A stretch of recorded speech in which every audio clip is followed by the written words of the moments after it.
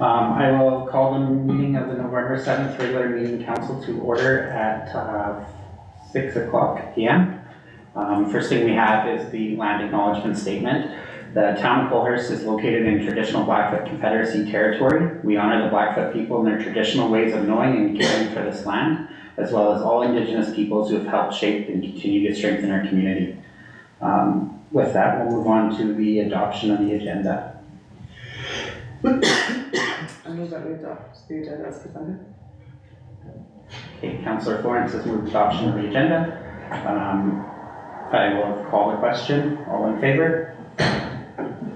That is carried. Next item that we have is our public hearing. So I would need a motion to open the public hearing for the proposed bylaw number 445-23 amendment to the land use bylaw. Would anyone like to make that motion? Sure, yeah. So moved. Thank you.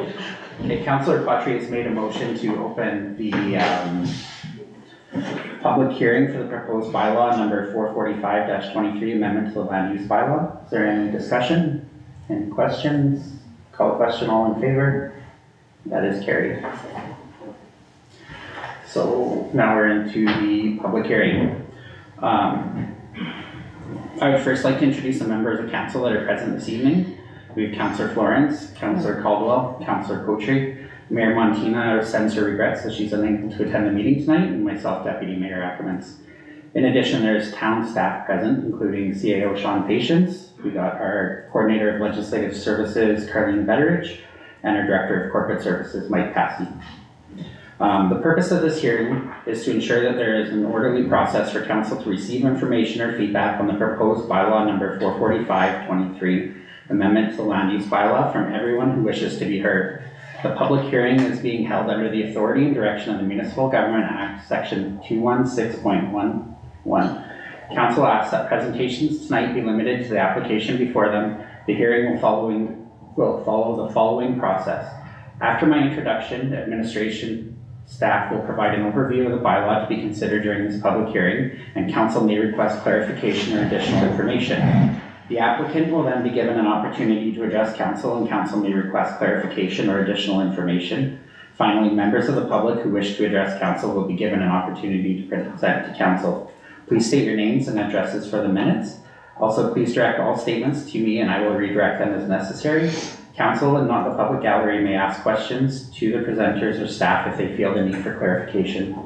Please understand that this meeting is to hear information regarding the proposed bylaw amendment, and it is not a forum for public debate. It is important that all present in the meeting be respectful of each speaker, whether you agree or not, and that everyone is afforded the same level of respect. If you are disruptive to the meeting, you may be asked to leave.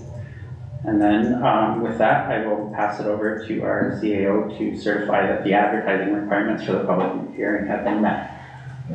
Deputy Mayor, all requirements based on our notification bylaw and the MGA were certainly met. I will, however, suggest that I wasn't aware at the time we advertised, but I had to circulate to both the county and Alberta Transportation, which we did, and did receive feedback with no issues from either party. Thank you. Now we'll invite our administration to provide an overview of the application to council. Thank you, Deputy Mayor. Bylaw 44523 proposes to update the town's current processes regarding the review and permitting of renewable energy systems, specifically solar and wind mounted to roofs or walls of existing dwellings or structures within a municipality. First reading of this bylaw was given October 3rd.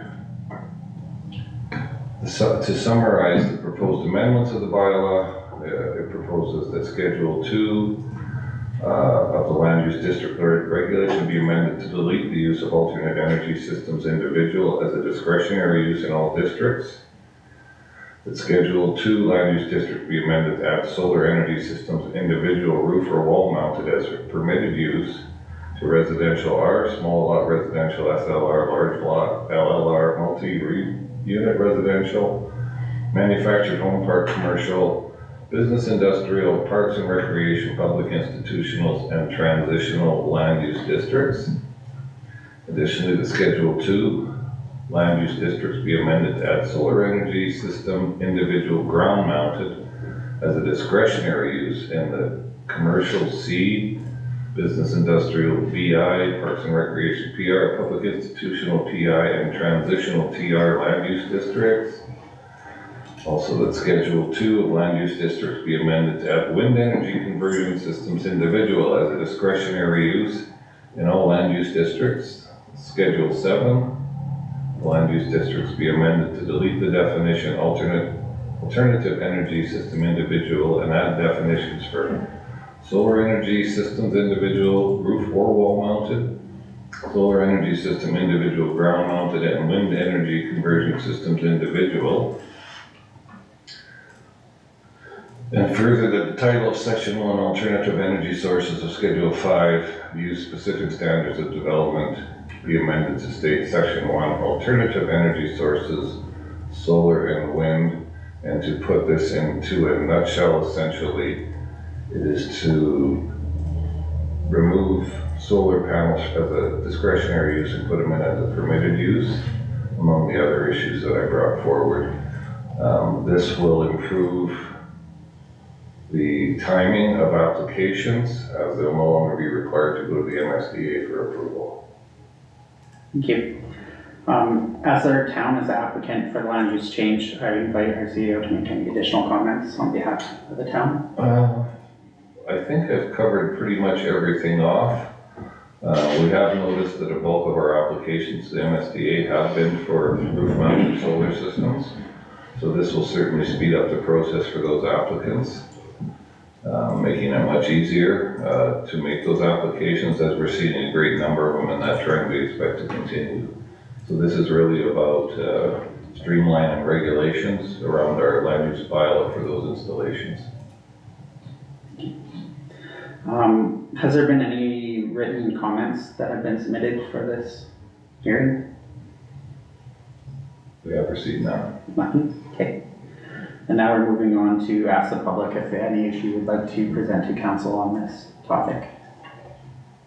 If you would, just please come forward and just state your name. If you don't want to, that's all right as well. Just plain control. Just wondering, I didn't get the information to I was looking to see what the regulations were going to be, and the one thing I did notice, the ground mounted only for commercial property. Correct. Like I've got a large lot residential, so that's excluded in that for ground mount. Let me just confer here. The solar energy ground mounted. Yes, they would become a discretionary use in commercial, business, industrial, parks, rec, public institution, and transitional. They would, obviously the lean here is towards roof or wall mounted solar installations. I understand. I'm just saying with a large lot, 1 acre lot, we do have a separate designated property versus the small stuff like that. I'm just wondering why it was excluded. This particular bylaw, and I'll freely admit, was derived by our planning contractor, the Old Man River Regional Service Commission, to be consistent with other bylaws throughout Southern Alberta that they oversee. So this would be a fairly consistent application across the board. But this is the time for me to speak now and try and get mine included. Certainly. Before it's passed. Can I just get you to restate your name or spell it out? Blaine Pontarolo, Pontarolo. Okay, thank you. Did you want to speak further on that? No, I'm just glad to see that it's going to be going through as a discretionary item, not the applications and installed processes of coming in, so that's good. Sorry, if I could, Mr. Chairman, through the chair. Yes. I think for clarity, is Mr. Pontarolo believing that it's discretionary use on large lot ground mounts? Is that what large lot is not included in the ground mounted. Okay, sorry, I And I'm was, just seeing why it wasn't. thank you. I understand a small lot and so on and so forth, but probably a small lot, there isn't enough room. But just, would I have that choice? And I guess now is the time to, because we have a designated large lot description for our property. It's not a small lot, residential and stuff like that. Now would be the time that if it is 1 acre, that could we get included in the development application, or in the bylaw at this point now, and be included with commercial, large lots. And I'm not sure we have a whole lot of large lots in town other than what you see on the north end. Just that one strip up top, Yeah. and you are correct, they have a separate designation for many land use. And so I'm not sure what the rationale of the planners were, I'm not sure it was about size of the lot, but rather use of the lot.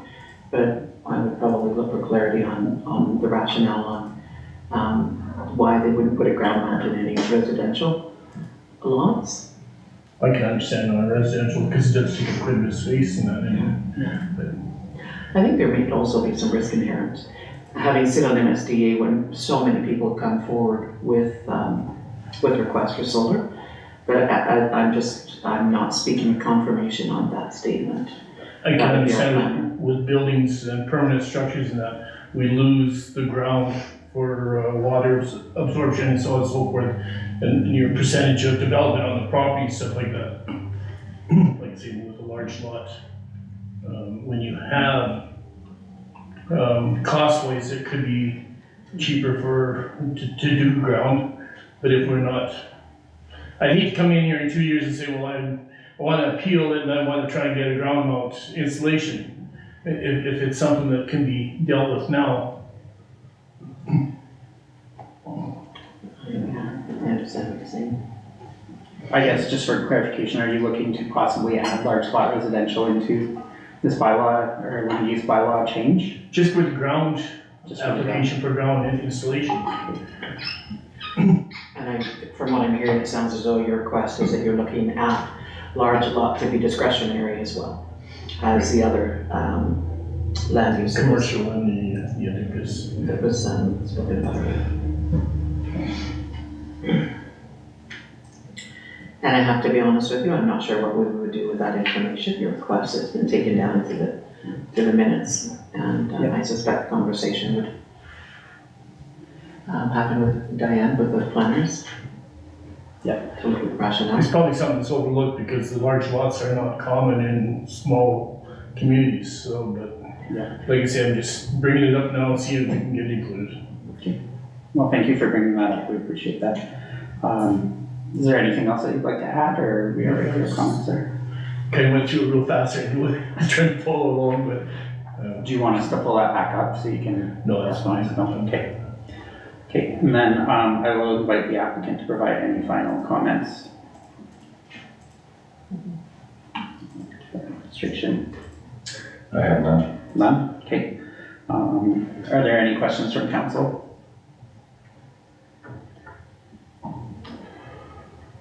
Seeing none, I guess that will bring the public hearing to a close. Can I get a motion to close the public hearing?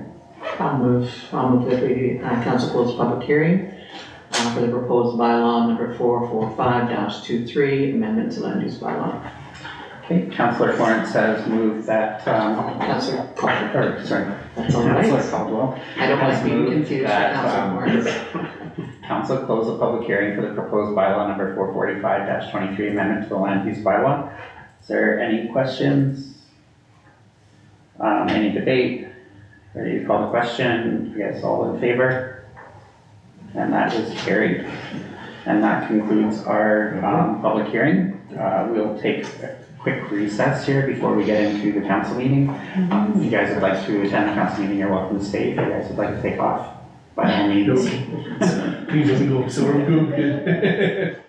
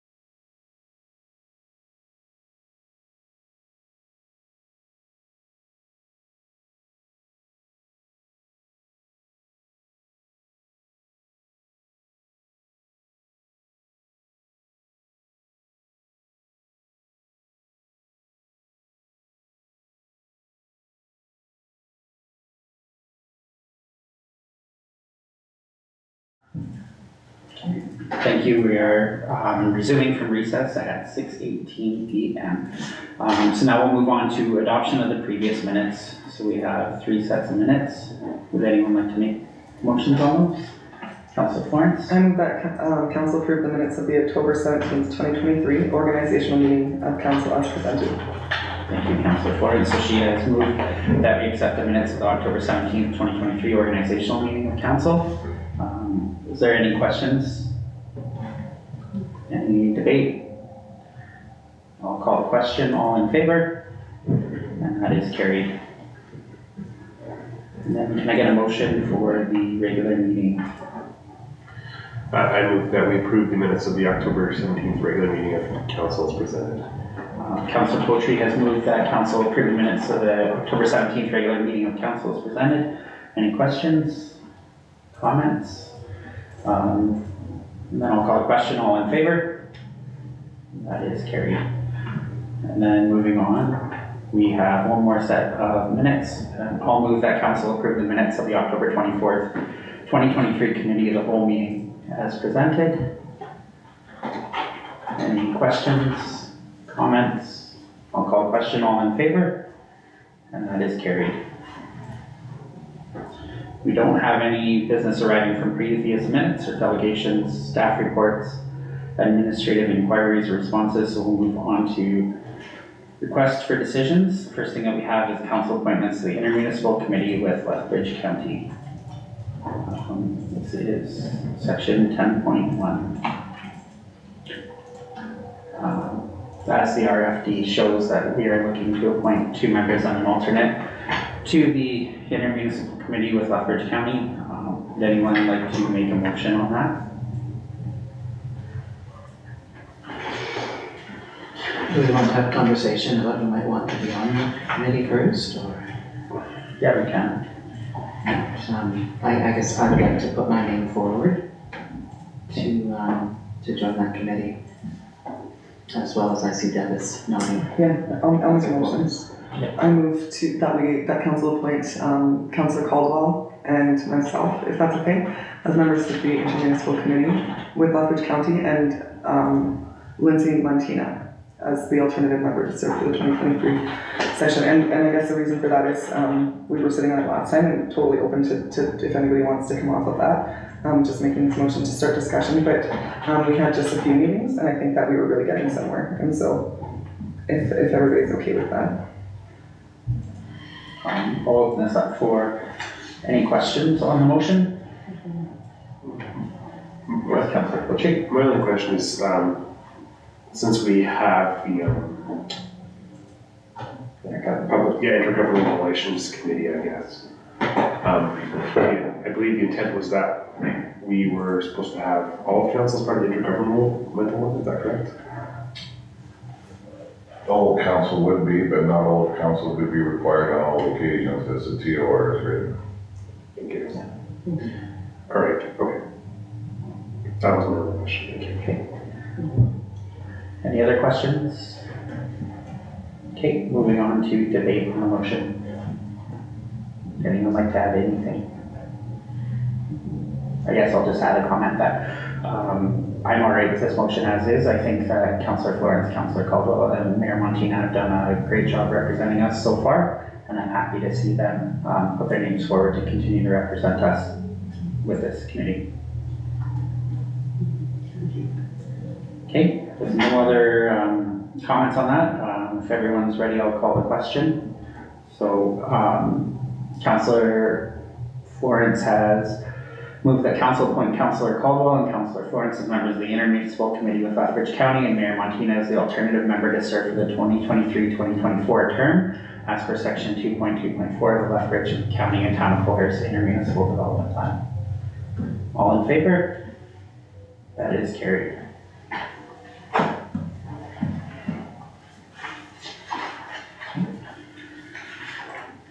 Moving on, we have a motion that I brought forward.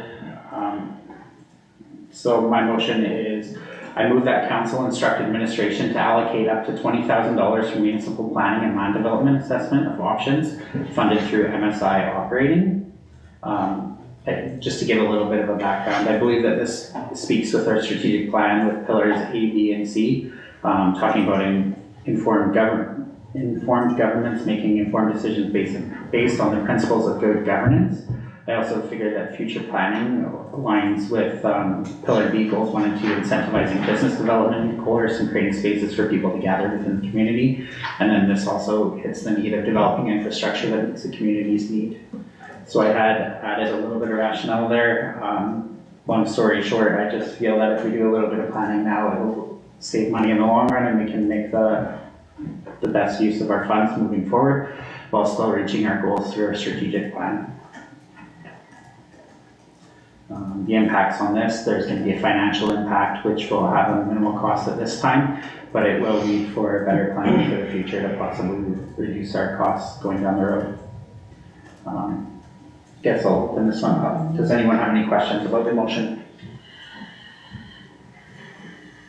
I guess I do have a question. Thank you. Yeah. Mr. Chair. Is this related to the conversation that we had around the MDP? And it is sort of just putting some money where our conversation went? Yes. Thank you very much. That's the purpose of it. Any other questions, Councillor Florence? Just in the rationale here, it talks about assessing current infrastructure. I guess, would it be more of a land assessment rather than an infrastructure assessment, as we're already kind of doing an infrastructure assessment?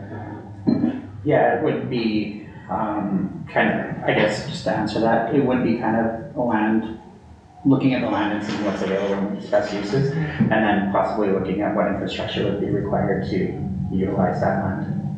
So then, would you accept a small change to that to say that assessing our current land and future infrastructure needs? Would that be more accurately reflect what your intent was? Well, I'm just wondering, would that not fall under municipal planning and land development? Because you'd have to look at the infrastructure to plan ahead, and then you'd look at how you want to develop and do, right? So I believe it would be a little bit all encompassing. I see that, so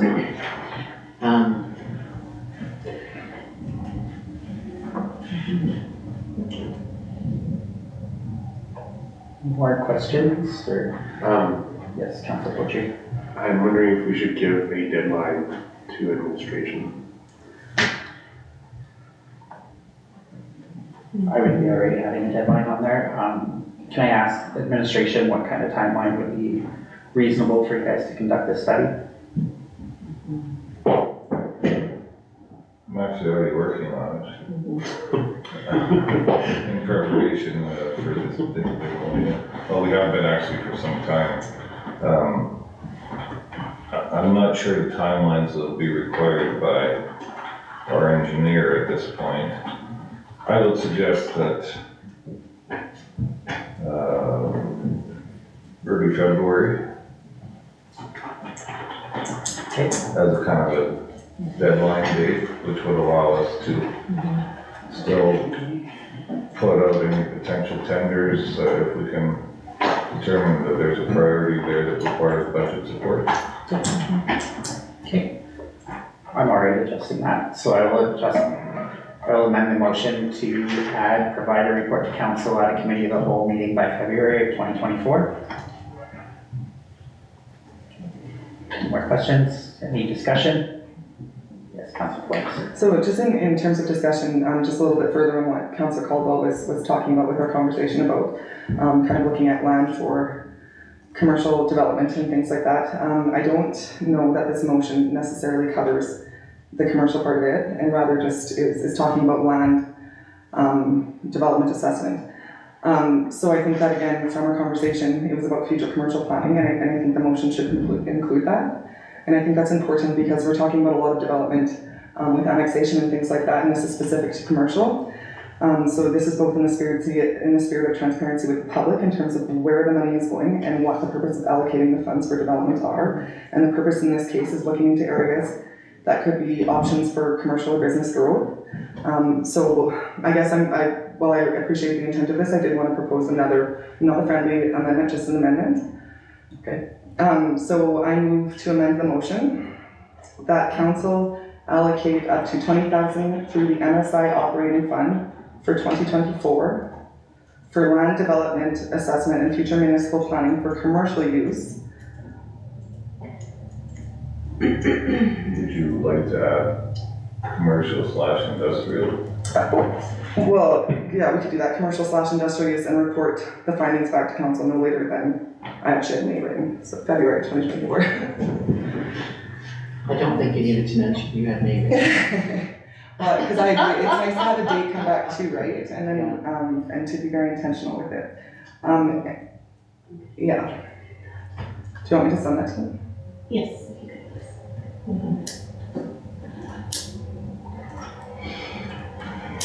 That's it, thank you.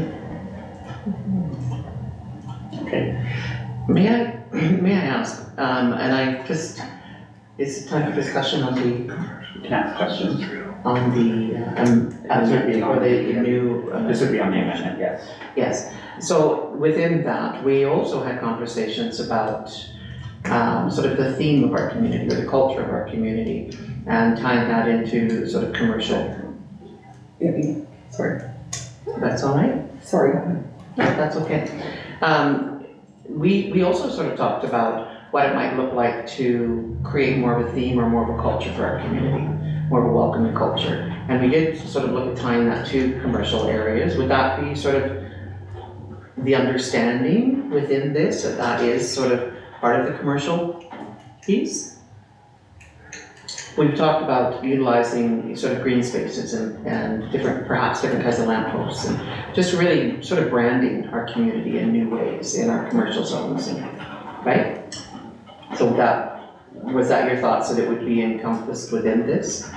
No, just that it be specific to looking at commercial and industrial use for business growth. And yes, I agree with that, but you could not part of this motion. Not Like, I this think that motion. that's to come. I think that this is just as, and I agree with the intent that that Deputy Mayor Ackerman's brought up. But I see it being a little bit more specific. Any other questions? Thank you. Yes, Councillor Poitry. While I guess I respect the desire to be more transparent by Councillor Florence. I do wonder if it restricts administration too much. In that we also have discussed some mixed use, which would include some residential in some of our options. So that's my only concern with adding those elements in, because I feel like it's it could include mixed use. So I wondered if we could add mixed use. For commercial use and mixed use? Yeah. I would accept that, frankly, and then, can you accept it? I don't know if you can accept an amendment to an amendment. Yeah, you can. Yes, Let's go with it. yeah, you can. Did you want to include, if I might, industrial uses in that? Commercial, industrial, and mixed use? Yes. I think, Councillor Ponce, Yes. Nice work, team.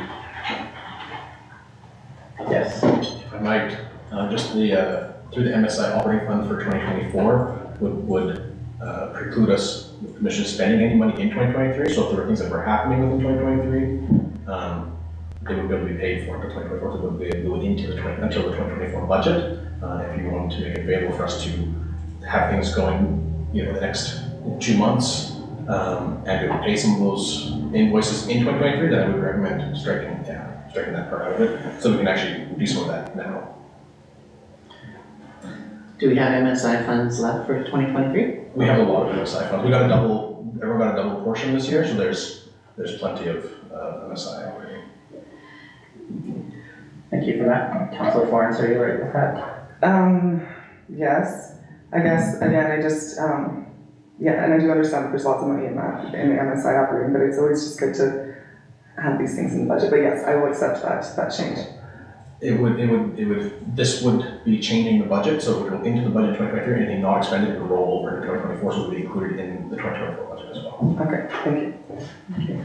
If I might, Mr. Passy, or through Deputy Mayor, any expenditures allocated, we could add to the budget along with the revenue to support it from MSI operating, so it's essentially nets out at a zero. influence on the budget. Thank you. With that, I will restate the motion. So Councillor Florence has moved that council allocate up to 20,000 through MSI operating for land development assessment and future municipal planning for commercial use, mixed use, and light industrial use, and report back the findings to council no later than February 2024. Any discussion on this? Seeing none, I'll call the question. All in favor?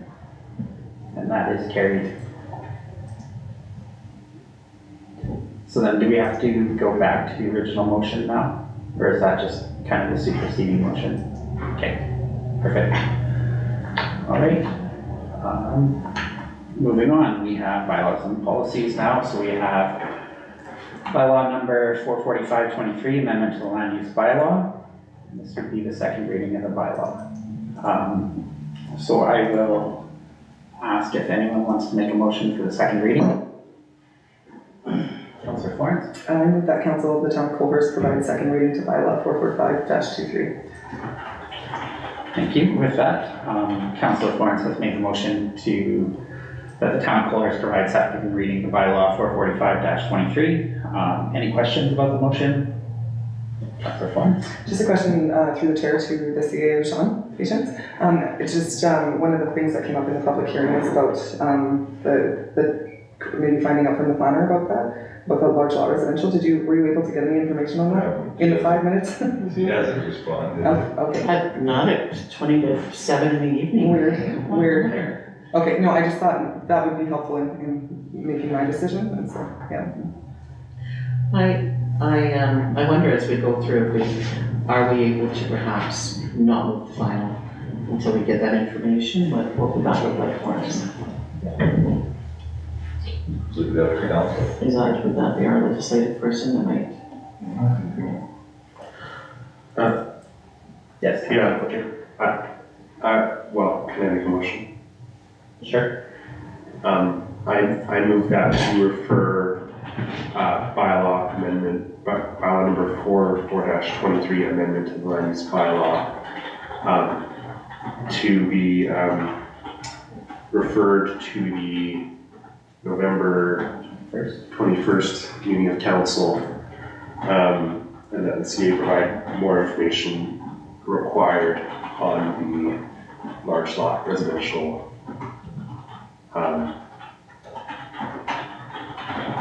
usage of solar panels, I guess. If I might, through the chair. We may hear back from her this evening. As I said, this is probably a standardized bylaw that they're applying throughout their region. We may hear back from our planner this evening and may not. And I do know that I believe there's at least 3 applications waiting for this bylaw to either go through or not go through. And if it doesn't go through this evening, MSDA meeting would have to be called. Is that the thought process on that?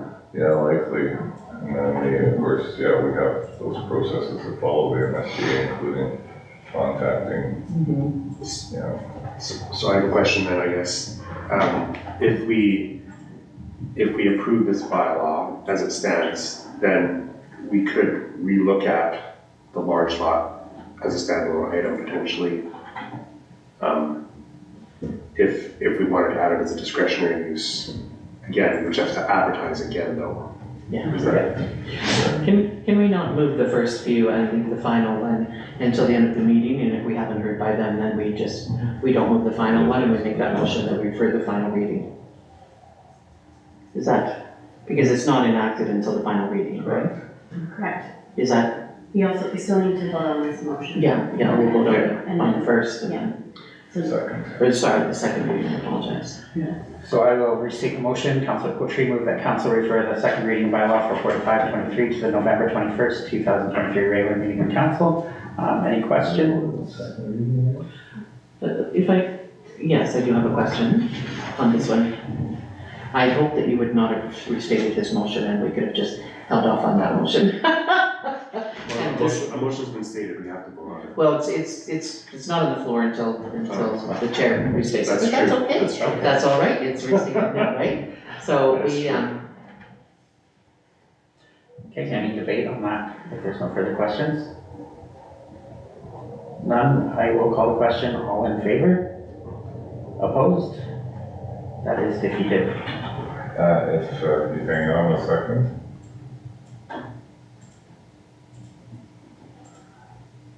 Yes, administration? I did receive a response, actually. I don't believe that ground-mounted solar is appropriate in residential districts. In large lots, typically the extra area is set aside for septic fields. That was her response.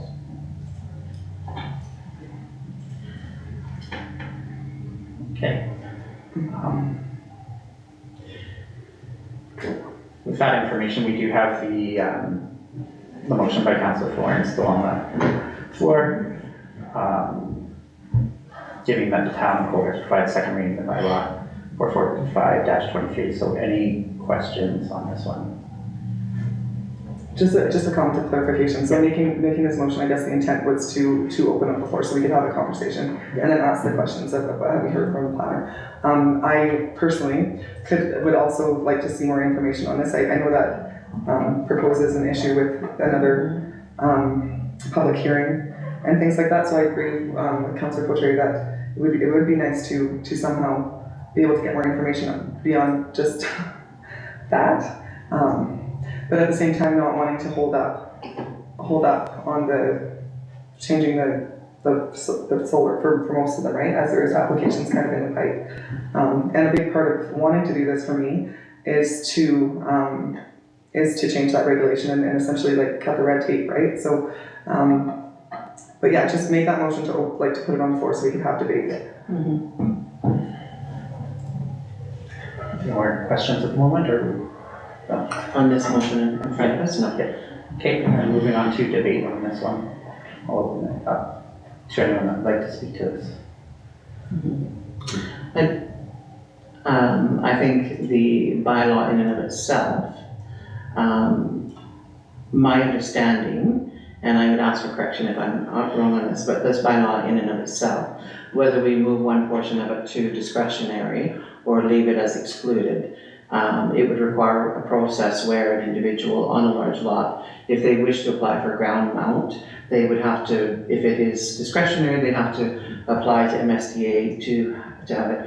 If it is excluded, they would apply as a waiver, requesting it on their property. Am I correct in that? That if something is excluded, that they can apply for a waiver?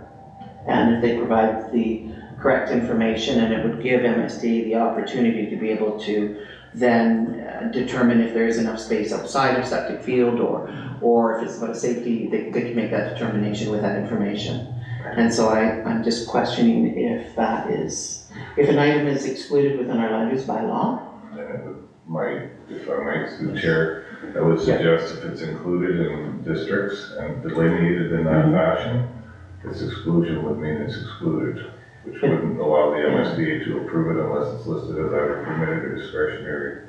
But if we have driveway widths and people come in and request waivers. But those widths are actually noted in the land use bylaw, that's the difference, right? Okay, so I see, so then a driveway of X amount of width is not excluded, but they say that your maximum width is this much. Is that the difference in the language? And if I might, if the council's desire to have ground-mounted solar as a discretionary use within a large lot district, so that MSDA must rule on those applications, then we would have to amend the proposed bylaw to include large lot as under, just put it up here for you.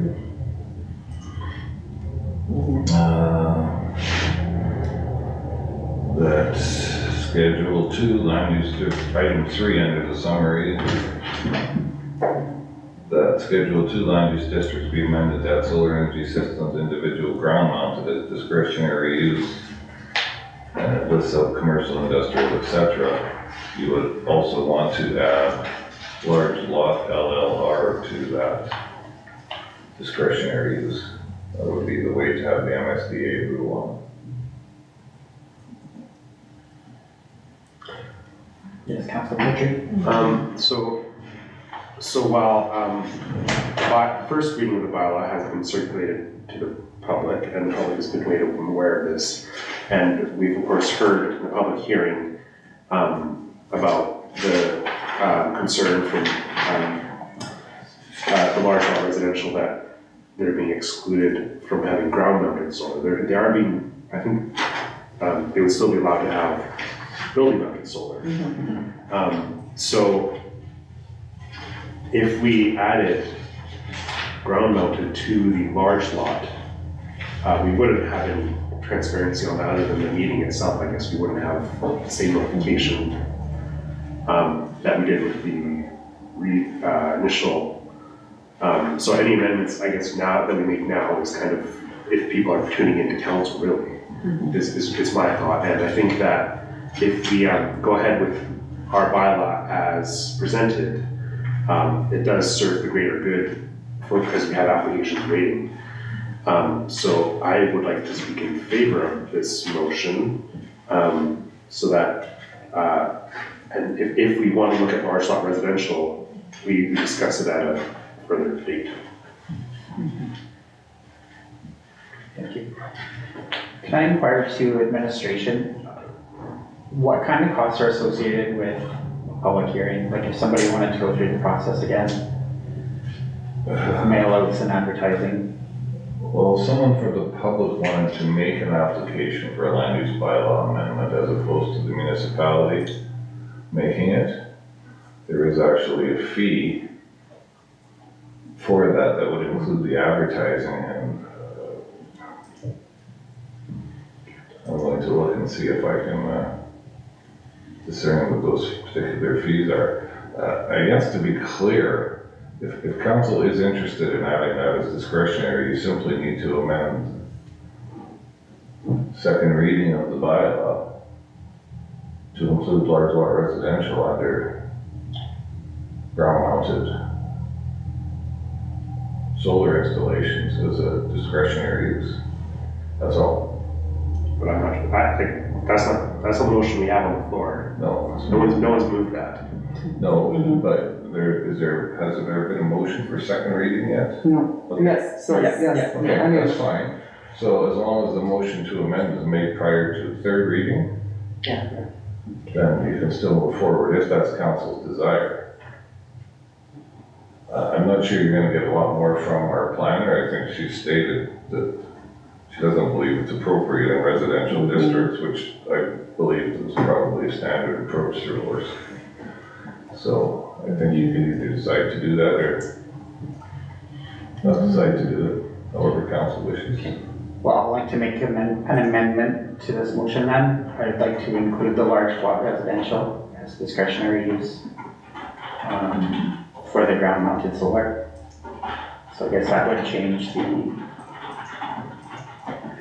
Schedule 2 to be amended to add solar energy system individual ground mounted as discretionary use for commercial, business, industrial, parks and recreational, public institutional, transitional, and large lot residential land use districts.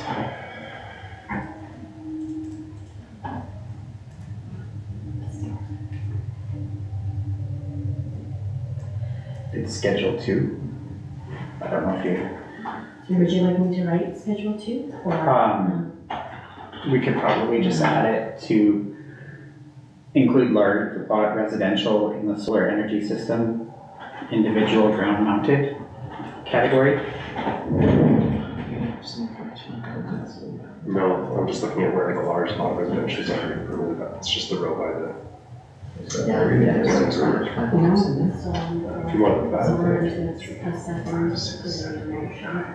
there's 10 lots total. Approve second reading. large lot residential is permitted use in the large. You have to do that. No, it's discretionary. Discretionary, sorry. That's discretionary. Just as amended. You need to include the amendment as well. It's not- Sorry, if we're just Okay. dealing with some logistics here. Second reading, motion, there's been a motion on the floor for second reading. Correct? Yes. We'll vote on that. And we haven't voted on that motion yet. No. And then I might suggest, if you're giving a second reading, You do that, then you move to amend the bylaw prior to third reading, and then you move to third reading. Does that make sense? Okay, it's just a question of clarification. Why would we do that instead of just amend the motion? Because you're gonna have to amend the bylaw with that motion, right? Okay, so just for greater clarity. Because you're amending, you're changing the bylaw essentially, so my preference would have been that you amended the bylaw prior to second reading, but if you're gonna give it second reading, you'll need to amend it prior to giving a third reading. Okay? So with that then, I haven't restated the motion, so I'll just pull that one back for the time being, and we'll just vote on the motion before us, which is the second reading to bylaw 445-23. Is there any final comments on this one? Seeing none, I will restate the motion. Councillor Florence moved that the town provide second reading to bylaw 445-23. And I'll call the question. All in favor? That is carried. And then I will move to amend bylaw 445-23 to add large lot residential to section 2, which is the solar energy system individual ground mounted as a discretionary use.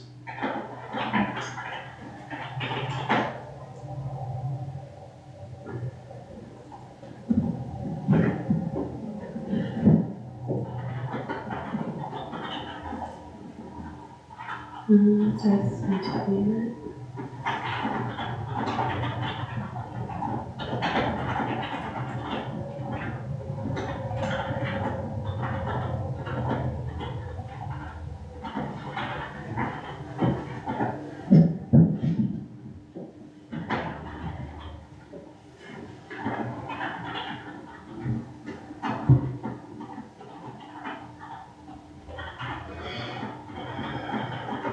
I believe there's only 6 or 7 lots in the community that are large lot residential. Okay?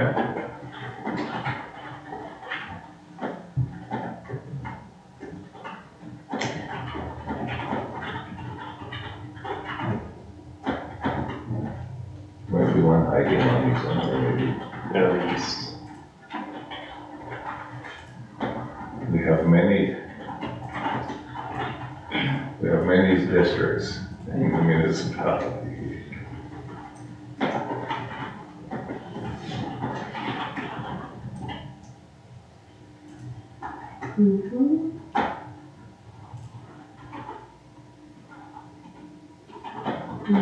two.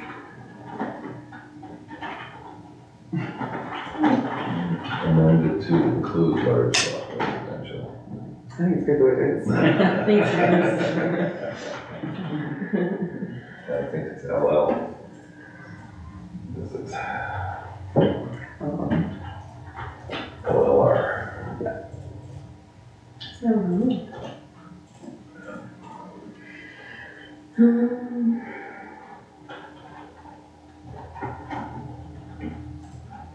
Just LLR, concurring this one.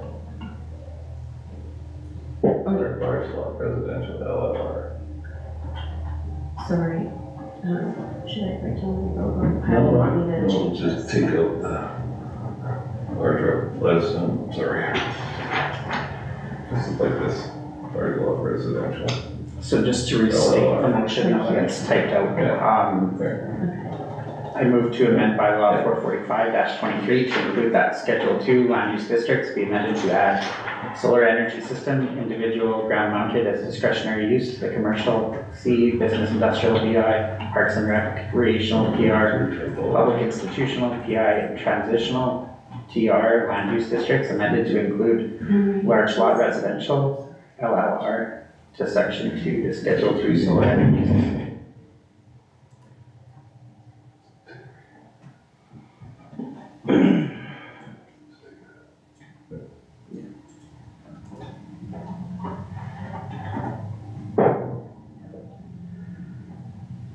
With that, is there any questions about the motion?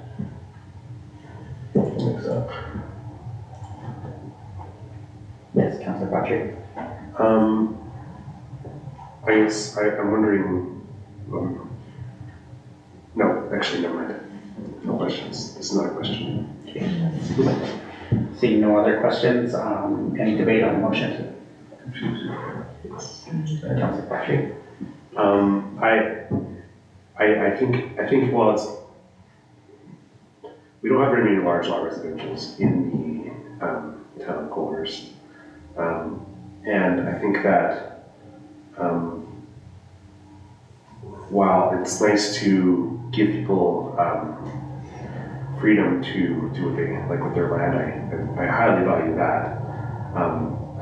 I do think it's a bit inconsistent to just allow large lots and not other lots. So I would vote against this motion to be fair, I guess, to all the residences in the community of Coalhurst. Rather than favor just one group, I guess, of residents.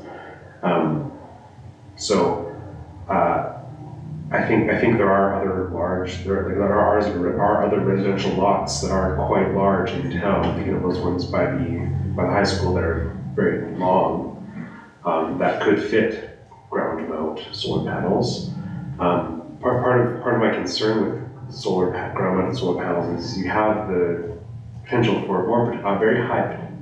With a roof mounted, you have a low chance of any kind of glare coming into your building, whereas a ground mounted one, you have the opportunity to get that kind of glare into your, and then see them from, say, your upper level of your house, seeing into your neighbor's yard. You would see those solar panels, which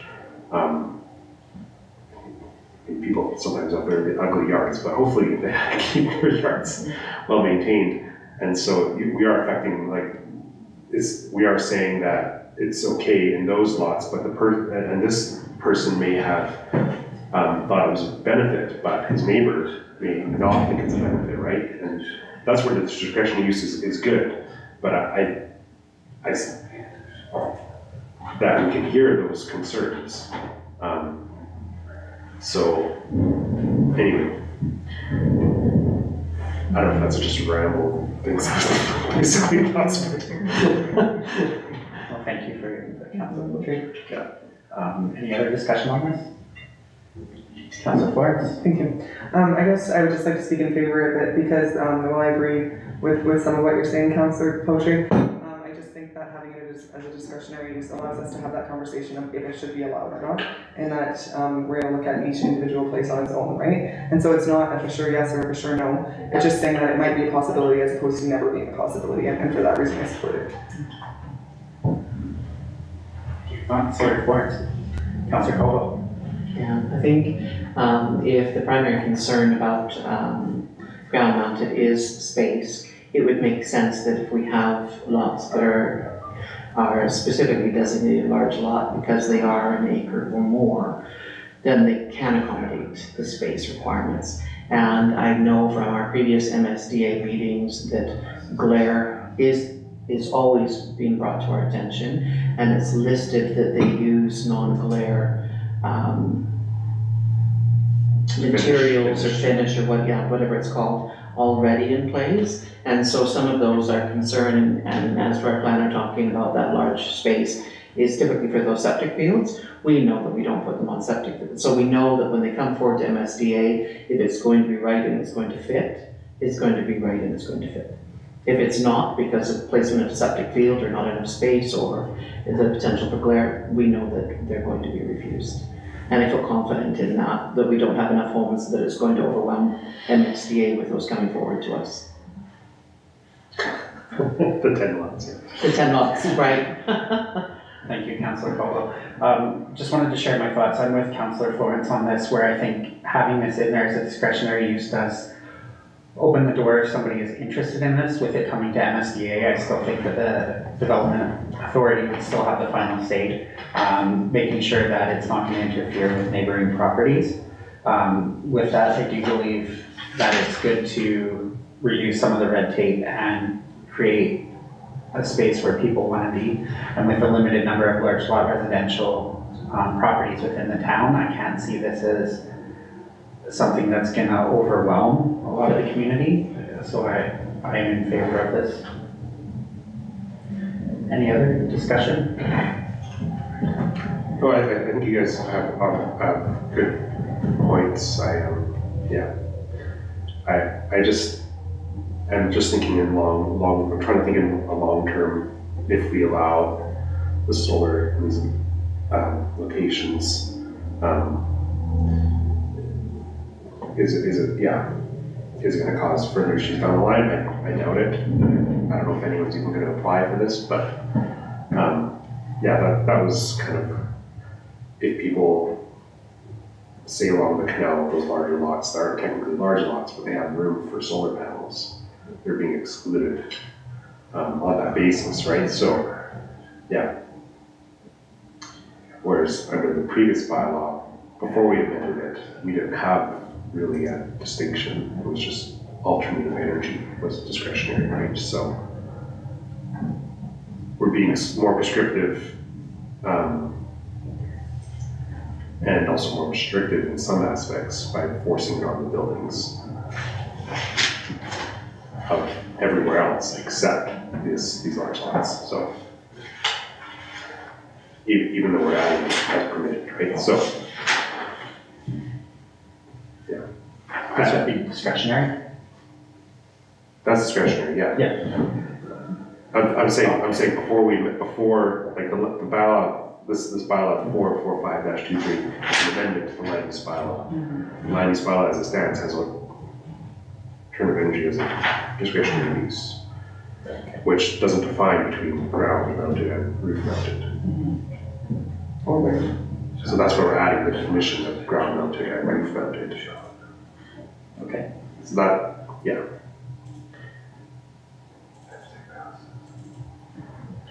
Thank you for that. Any further last comments? With that, can I get you to pull up the motion again? It's a little long-winded, so I just want to make sure it's right. I move to amend bylaw 445-23 to include Schedule 2 land use districts be amended to add solar energy system individual ground mounted as discretionary use to the commercial, CU, business industrial BI, parks and rec PR, public institutional PI, and transitional TR land use districts be additionally amended to include large block residential. With that, I will call the question. All in favor? That is carried. So give us one moment, because now we have to present the bylaw with its amendments. Okay. You guys may be doing the good work when it gets messier. Yeah. Can we just recess for a couple minutes while you guys do that? Okay. Call recess at 7:01.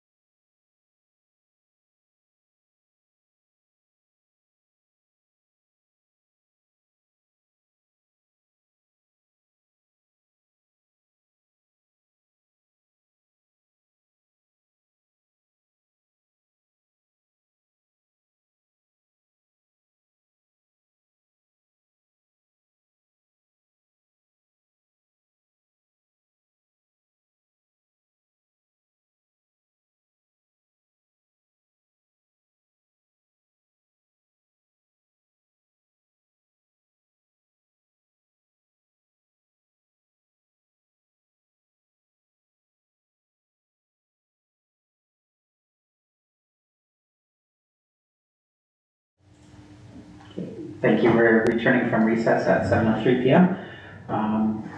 With that, we have made the amendment to the bylaw as presented. Now we're looking at a third reading. Would somebody like to make that motion? I'll make that motion. That's amended.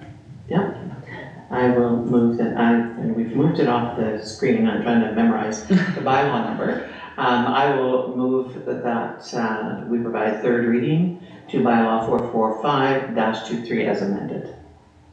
Okay. Councillor Caldwell has stated that the town of Coalhurst provides third reading of bylaw 445-23 as amended. Any questions about the motion? Any discussion? Call the question, all in favor? That is carried.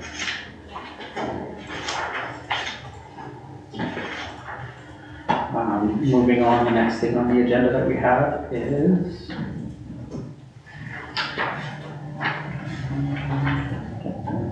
(11.2) bylaw number 446-23, committees of council bylaw first reading.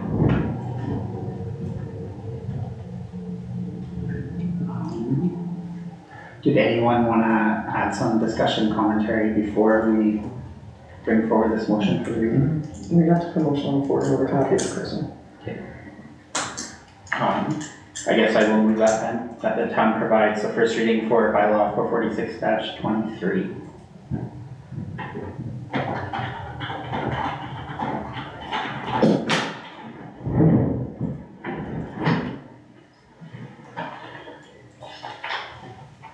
With that, is there any questions about the motion?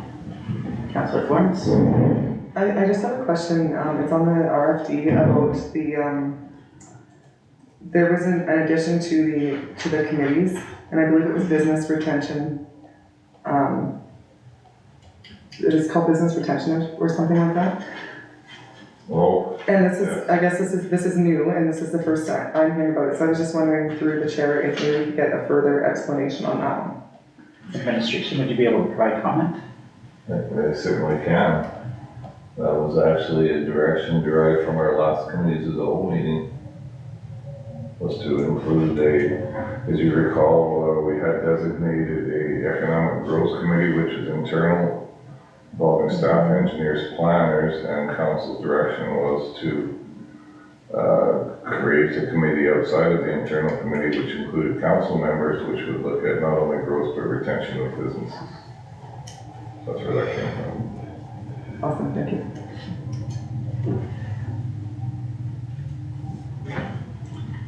Any further questions? Councillor Florence? I just have another question through the chair to the CAO. This is just about the external committees. And so it's just about just following up on the emergency advisory with the Lethbridge County. I know at the request for decision we didn't appoint anybody, but yet we're still including it here. Have we found out if that is something that we're supposed to be doing or not? So just putting it on there just in case? The update I provided council yesterday was the latest I've heard. I will say letters went out to public members last year from Coalhurst to public members stating that they were being advised that they would become a member of the Emergency Advisory Committee with the county. The county also provided us a letter last year with membership on that committee and did so again this year. When I did discuss this with the CAO's office, I asked if there was any terms of reference or anything, and she was not aware of any and said that they just typically make these postings. So it's fairly obligatory, I guess, at this point. I left it in the list because I haven't had direction to take it off, and it was actually included in the list, and I believe Ms. Betteridge has created a policy for external appointments which makes it discretionary at council's will to appoint or not appoint members to those committees. So I wouldn't worry too much about that particular one. Okay. If that makes any sense. And no one more than I recognize the confusion created by some of these committees that didn't have terms of reference. So if it has looked a little bumpy from the outside, it's been quite bangy on the inside, if I might. So I don't think there's any cause to deliberate too hard on that particular item, frankly. I believe once we have a regional program instituted, that we'll just dissolve this if there ever was one. And honestly, if neither of us have the terms of reference for this particular committee, and none of you have ever met, Never. I wouldn't worry too much about it. No, and I appreciate, thank you through the chair, I appreciate your explanation and just leaving it on there as it may consider, and that's fine, but I guess just again, going through the IDP and not like saying it's about land use and having the ICF, which is not about, again, emergencies and not having any terms of reference and how we really like to be intentional and not just do things because we've done it that way. So that's where this is coming from. And so I guess, again, for the sake of leaving it as a may appoint and we have not appointed, we're just going to leave it on there. But we have not appointed anybody. Right. Okay, thank you for clarifying.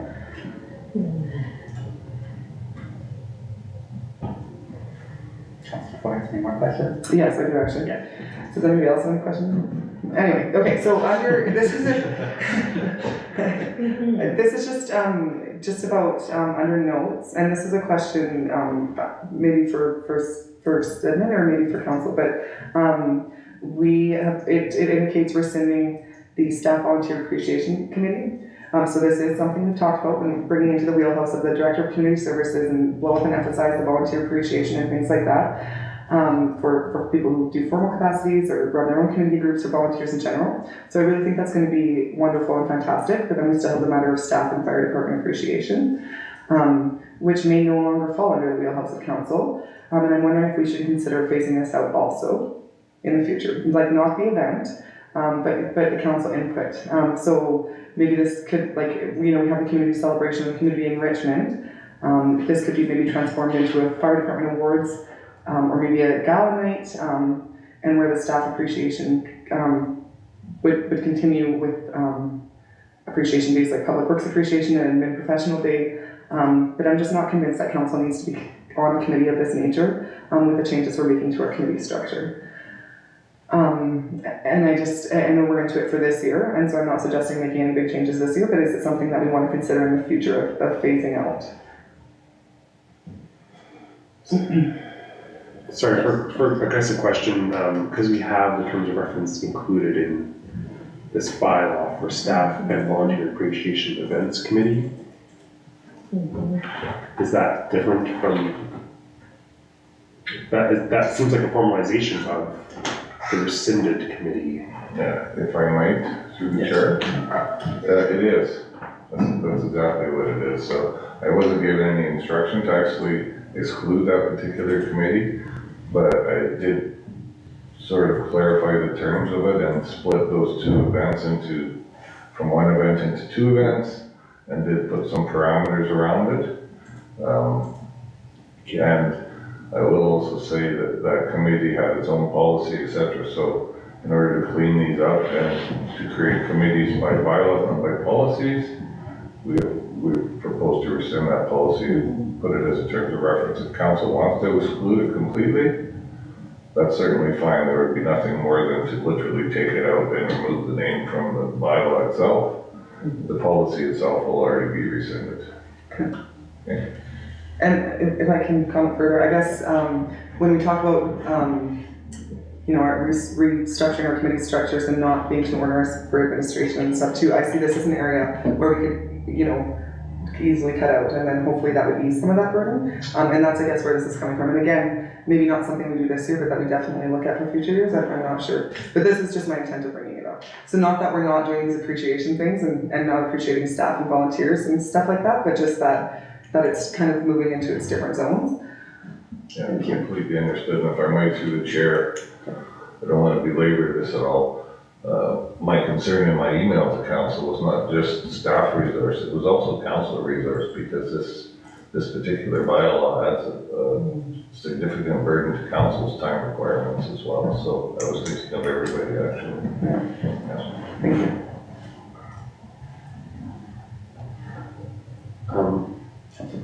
I'd just like to respond to Councillor Florence's comments. I remember when our our interim CAO was here, I think we had a chat with him, and I think he explained it well, that it was good to have council as showing their appreciation, I guess, right? So for community and volunteers, and while I don't necessarily think we need to do that by committee, I do think it is important to have council involved in those things. So I'm not sure if there's another mechanism as to how we do this going forward, if it's not a committee, but I'm open to the idea, I guess. Assuming we can still have council involvement in these important events which show our appreciation. So, yeah. Otherwise, it turns into staff appreciating staff, whereas it's supposed to be council appreciating staff and volunteers, right? So, I don't know what the mechanism is for that, if it's not a committee. The one thing I like about changing it from a committee is, because this is more of really an internal matter, I think, as much as, I always love the public feedback, it's not really a factor, I guess, in the staff portion of it. Maybe in the volunteer portion of it, it's a factor, but yeah, so that's kind of my thought, is if we have it together, then that public involvement with, the staff portion seems, maybe the staff maybe the public really wants to appreciate the town staff, and we're just missing that component. Maybe it'll be a great thing to have their involvement.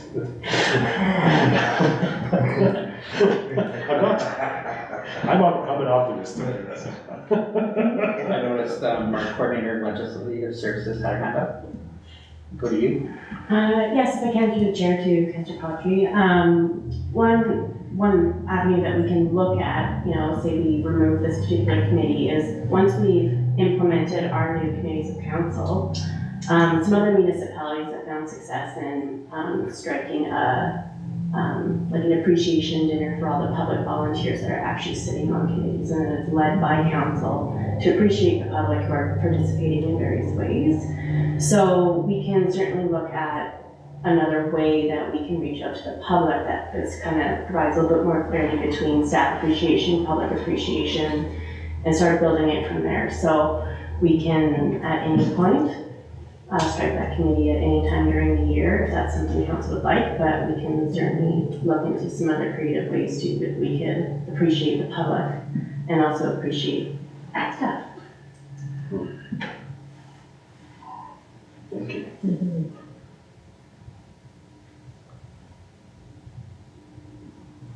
I think like plural on events, and so we can do that, so that's this committee, right? Right, but we have the community events committee as well. This is the appreciation committee. Yeah. For this year, we'll see what we can do. Just to clarify, we could strike this at any time we wanted and replace it with something else down the road if something better was to pop up, right? Yeah, if I might, through the chair, this is a bylaw, so in order to amend it, it's just like any other bylaw, requires 3 readings, all of which can be done at one meeting with unanimous consent on 3rd reading. So it's not as simple as a policy, which only requires a motion of council. It requires 3 readings, but yes, it can certainly be amended. My expectation is that it would be as time moves on, as priorities shift. Mm-hmm. Okay, thank you. I did also mention that as a way to maybe streamline this a little bit, that while we had proposed a wetlands enhancement committee, that the community enrichment committee, which oversees development and enhancement of public spaces, could also take that task and delegate that committee to streamline things a little bit as well. I would support that. Yeah, Yes. yeah, okay, so I think that's a good fit. What CO Pages has suggested, that the wetlands committee, wetlands ad hoc committee could fall under the enhancement committee scope. I was looking at the membership, and composition of these committees. And it looks like it's been reduced to one council member for the community advisory. I believe it was two before, right? And then the wetlands was reduced to one as well, but if that's, They may be whatever council would like them to be, if I might. Really, I just threw numbers in there, however you would like to dictate that, I'm absolutely fine with. okay. Well, I guess I would like to suggest that if we merge the Wetlands Advisory Committee into the Community Enhancement, or what's it called? Community Enhancement Advisory, Community Enrichment, sorry, Advisory Standing Committee. Yeah, that we, yeah, which one is it? What page are you on? Yeah, so we have two council members there already. Yeah. So I think that's good. That's what I would like, yeah. I'm gonna have our if I might, Deputy Mayor, I'm gonna have my legislative service coordinator weigh in a little bit onto some process here. Yeah, sure, perfect. Thank you.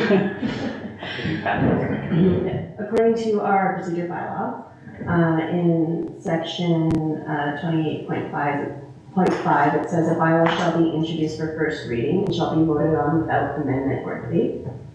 So, because this is the first reading of the bylaw, the motion on the floor would be to pass first reading, and then we can make the amendments, open up for public comment, and then similar to how we proceeded today with second and third reading, we can make changes to it before it's passed. So that gives us some time to work on the amendments before second reading for November 21st. So I guess with that, then I will call the question. I move that the town of Coalhurst provide first reading to bylaw 446-23. All in favor? That is carried. So we would do amendments now then? Yeah, if you'd like, yes. I move that we merge the Wetlands Ad Hoc Committee into the Community, what's it called? You can just, if you like, you can just delete that committee because. Delete, yeah. Leave that committee, yeah, exactly. Just do it. And what is your? The ad hoc committee, the rationale is that the ad hoc committee is a duplication of the Community Enrichment Advisory Committee, duplication of work. That the Community Enrichment Advisory Standing Committee could fulfill the role of Community Enrichment Advisory Committee. There's no communicator. Enrichment Advisory.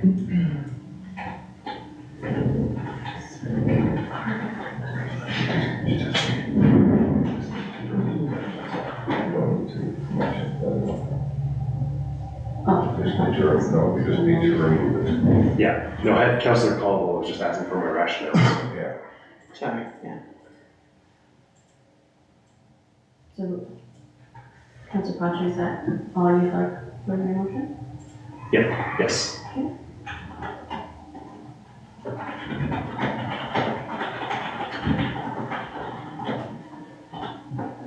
Okay, with that, Councillor Coaltree has moved that Councillor remove the Wetlands Ad Hoc Committee.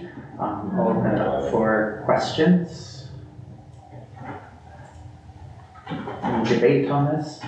Sorry, I apologize, I was just trying to formulate a question. And I recognize the rationale, thank you very much for that. I'm wondering what you think that,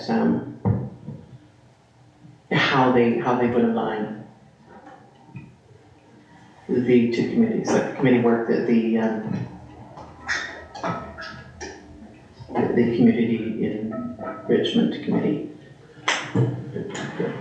I can certainly help you with that. So the purpose is defined in the terms of reference for the Community Enrichment Advisory Committee is to identify and recommend areas and types of installations to council to promote beautification and enhancement of public spaces, along with the development and expansion of public art, cultural and heritage recognition initiatives, including a review of existing and proposed bylaws and policies. So It's a very broad statement, not only beautification, but enhancement of public spaces.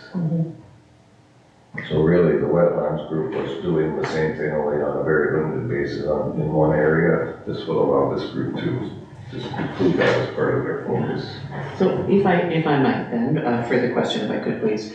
My understanding was that this ad hoc committee was specific to take a look at sort of the recreation study that comes out and take a look at that specific piece of land and see how that would fit in with sort of within the land in that area, as well as sort of budget considerations.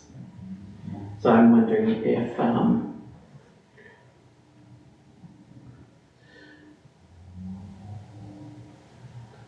yeah, you know, and I suspect it's probably because my thoughts on community enrichment came from our conversations really where it was about community beautification projects. And so I didn't think that would provide enough rigor for sort of looking at, you know, sort of the recreation use and perhaps competing uses of the wetlands project, right?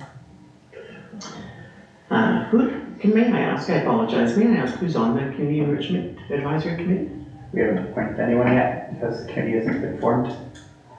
Okay, so, okay. We did have some ideas though, I think, right? Yeah, okay, so who's our previous committee? It was the Community Beautification?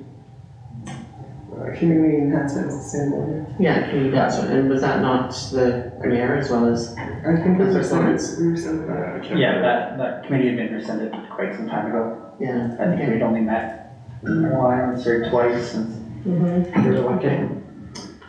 I believe I, myself and the mayor were on the Enrichment Advisory Committee. I can't remember who else was. Okay. I guess. Was proposed anyway. It's Proposed, like, proposed. Proposed, yeah, okay. One question that I have is, I don't know if this is gonna lead to debate or not, but do we need to have a focus on the wetlands on the wetlands itself? Like, if we merge these two committees together, is this gonna become the primary focus of the Community Enrichment Advisory Committee for the near future, or is it going to, I just don't wanna overburden that community or that committee if there's other things that are pressing that are gonna be coming out of that, right? Like, for looking at like possibly beautification projects for, you know, promoting businesses and stuff like that. Is this gonna be too much for that? And do we need to break it out and have that focus just on the wetlands, or is it? And that was what my thoughts were on this one, was that because this is ad hoc and it requires a degree of rigor and you're bringing in a bunch of pieces together to really look at that, I think that what will happen is the Community Enrichment Advisory Committee, if they're doing the work on that,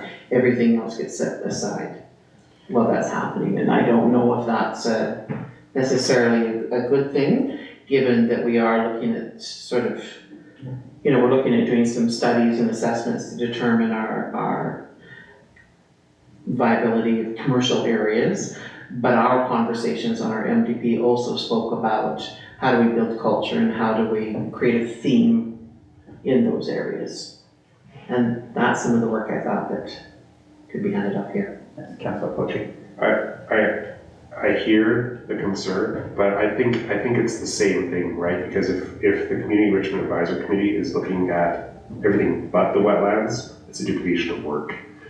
And I think that looking at one area it aligns perfectly with bringing a concept to the town, I guess, I think, in terms of look and feel, right? So you'd have the Wetland Committee and the Community Enrichment Advisory Committee basically doing the same thing, just one's looking at just the wetland, the other one's looking at the whole town. So if you're reading through, say, the Recreation Master Plan, yes, you're looking at the wetland, but you're also looking at the entire community. So I think it actually streamlines things in that there's not going to always be pressing issues that this committee needs to deal with about the wetland, but I think it balances the ability as things come to this committee, maybe they could be incorporated into wetland or other parts of the town as well at the same time. So it's not so limiting in its scope, and it helps to give opportunity to the whole town and not just one location, right? So. Yes. Thank you. Thank you. I appreciate your reasoning on this, but I would kind of question, I'm not sure that it's duplication. I was looking at more of a sharing of the work, because I believe that when they do start to put that work into the wetlands, I don't think there's going to be just sort of downtime where they can do other things. I think that all the information is going to come together. They're going to bring all the pieces together that the community has spoken about, and they're going to dig in and come up with some reports and some recommendations to council. And so that's going to be a very specific timeline with a fairly healthy workload to get done, right? I see them as complementary to each other and sort of sharing the workload. I don't see it as duplication.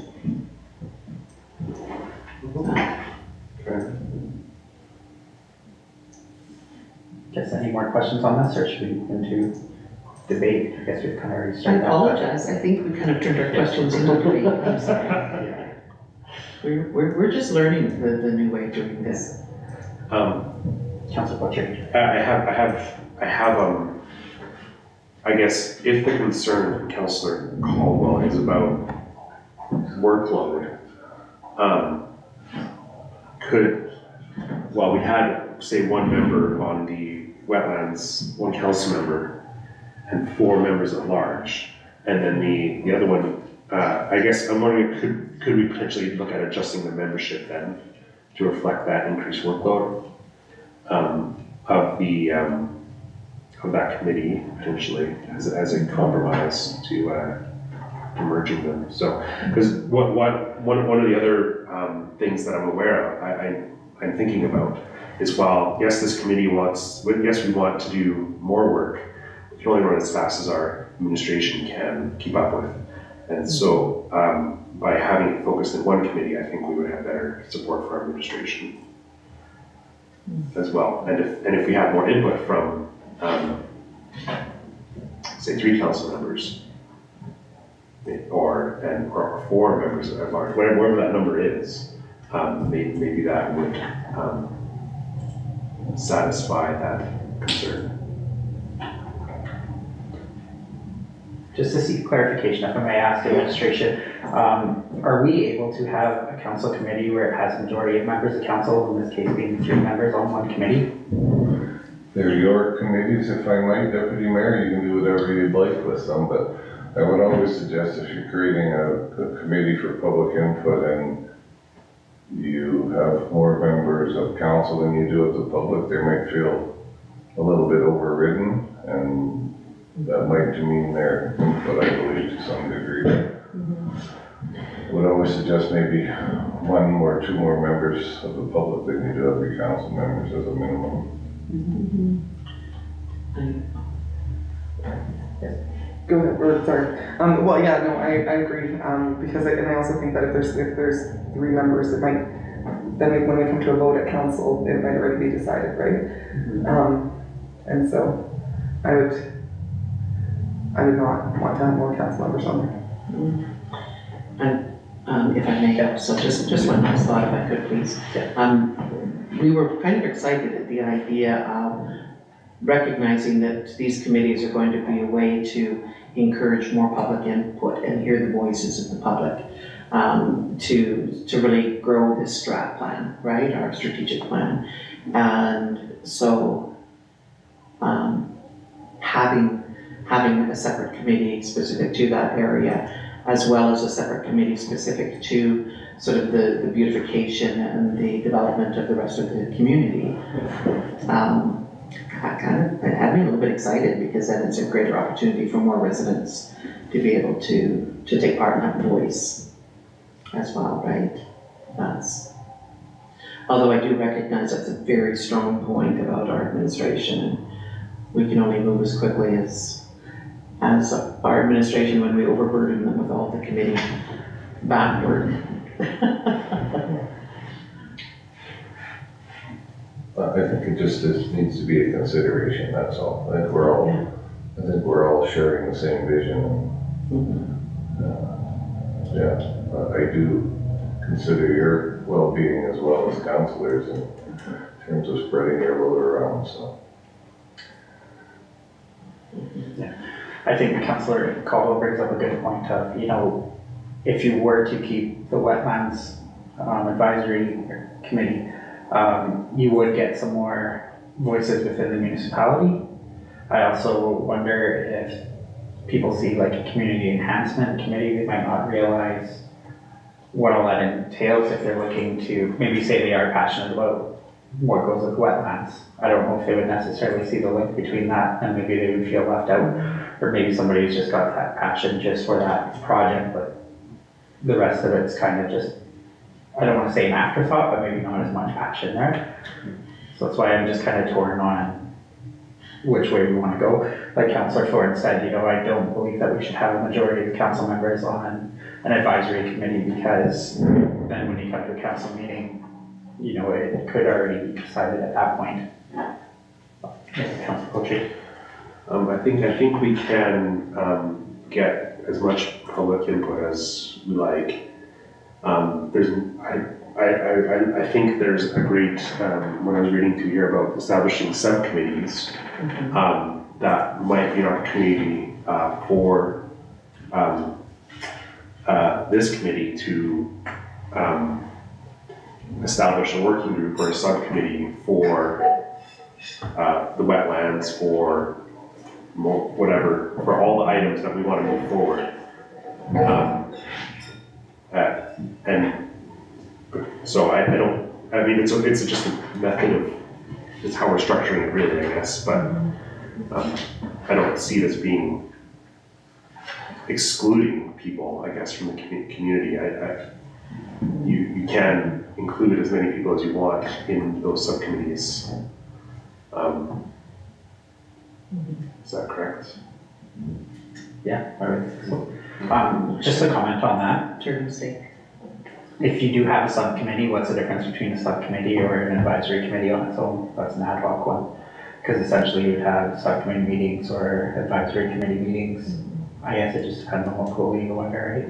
Because I think administratively it would probably require about the same amount of work if you're running, because it would be on like a per meeting basis.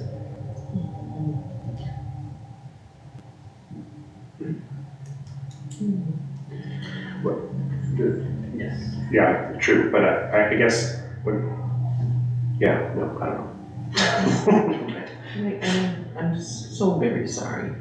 We sat on a committee together that was exploring the idea of subcommittees, and we kept bringing to the table wonderful different ideas for community beautification, but then we would get focused on the main event at hand, and everything else sat on the side of the table while we kept focused on that main. And we couldn't seem to break out into those subcommittees to take care of all the other things, and so I guess I just carry that also in my memory of moving forward with our committee work, right? I wonder if that's not because we didn't request. If you're speaking of the former committee, Additional resources. Well, we didn't have a resource, and also we didn't request those agenda items to be added. Right? Well, they were there, we just never quite got time to get to them, but we weren't prioritizing. Right, that's not just, that's not the committee's fault, that's the members. Okay. Anyway. I guess we've all had a chance to talk about this. Are we ready to vote on this one? So I'll just restate the motion. Councillor Coalhurst moved that council remove the wetlands ad hoc committee from bylaw 446-23, committees of council. I'll call the question. All in favor? Opposed? And that is defeated. Are there any other amendments to the committees of council bylaw that anyone would like to make?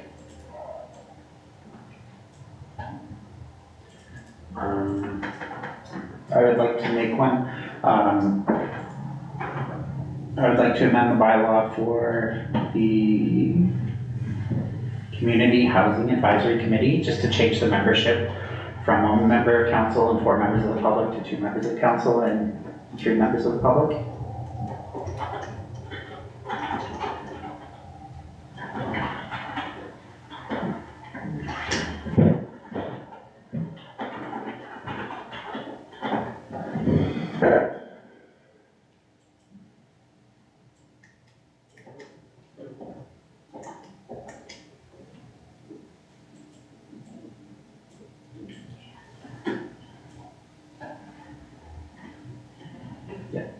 Looks good. Yeah. With that motion, I'll ask, is there any questions? Yes, Councilor Florence. I'm just curious what your rationale for that. I think that with having members of council on there, council might be a little bit more informed of some of the workings behind the scenes that the public might not see. I also do think that having 2 members of council is beneficial because we get 2 points of view from the council chamber, but I mean, it's still good to get the members of the public on that. But yeah, I think at the end of the day, it's just, I think that having 2 voices be heard and being able to bring that back is beneficial more than just having one.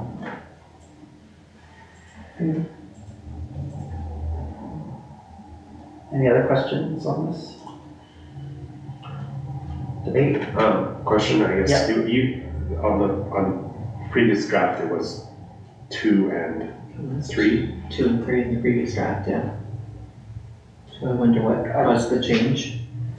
If I may, I think the draft always said 1 and 4, but then when we were looking at possible committee allocations, that's where we saw the 2 there. Okay. Oh, I Yeah. see. Thank you. I've been going, I don't remember changing that. Yeah, I see, okay. but I think that's where that comes from. Any debate on this? Seeing none, I will call the question. Just to restate the motion, I move that Community Housing Advisory Committee membership be amended to consist of 2 members of council and 3 members of the public at large as appointed by council. All in favor? And that is carried.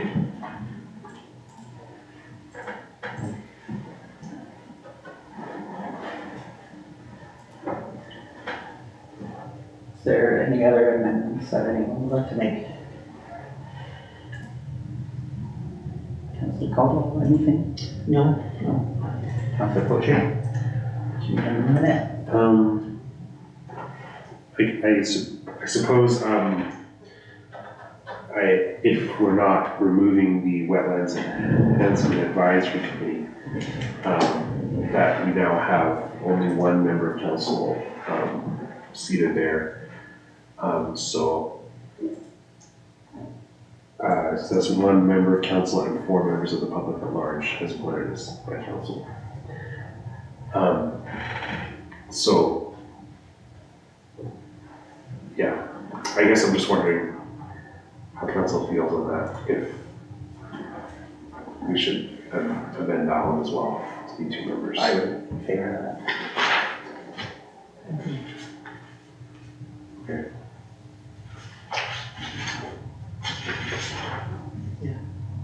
Would you like to make that motion? Sure. I move that we amend the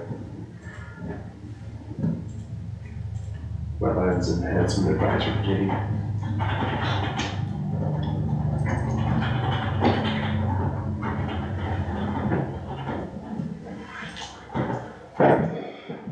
Two and 3 again, is that what you're proposing?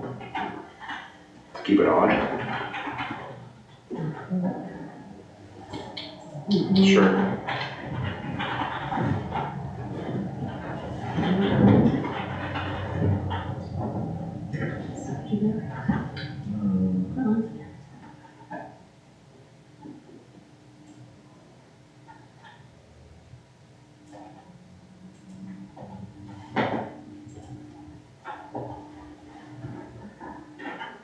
So just to restate the motion, Councilor Poetry has moved that the Wetlands Enhancement Advisory Committee consists of 2 members of council and 3 members of the public at large, as appointed by council.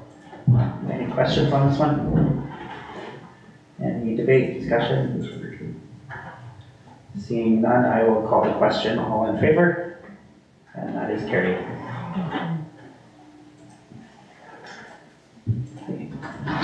believe, Councilor Coalhurst, is there any more amendments you'd like to see?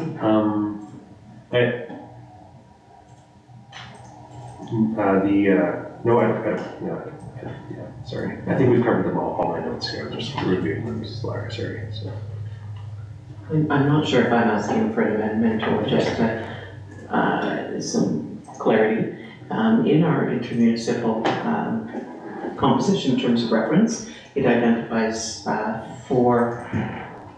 two from county and two from town council members, and in our notification from the county, they've identified 3 council members that are attending the intermunicipal. Intermunicipal with the county? Yes. So if I might, through the deputy mayor. It does seem to be showing one as an alternate, they just show all 3, so. That's correct, they haven't delineated, but the IDP does delineate, and the terms of reference were actually derived directly from the intermunicipal development plan. Thank you, so if we go to our first meeting and all 3 are there, then we're within our terms of reference to request which one is an alternate. Okay, good to know, because 3 gets 2, although I feel very confident in the outcome with the members that are currently on there. 3 gets 2. Perhaps you need 5. Strongest. Yeah. If there are no more amendments, I just want to ask the administration, are we to refer this to you for the amendments and then bring forward the second and third readings at the next council meeting? Or would you rather just us 2 and 3 as amended approved? So if I might, our procedural bylaw requires that you see the full body and text of the bylaw prior to its passage. The 2 amendments you've made this evening are not very substantial. I've already made the amendments to the terms of reference. The bylaw itself stands as presented, as I understand it. Just those 2 terms of reference. Council would need to provide unanimous consent to pass second and third reading tonight. And pass third reading. Or pass a motion to pass those readings, and other considerations are public input.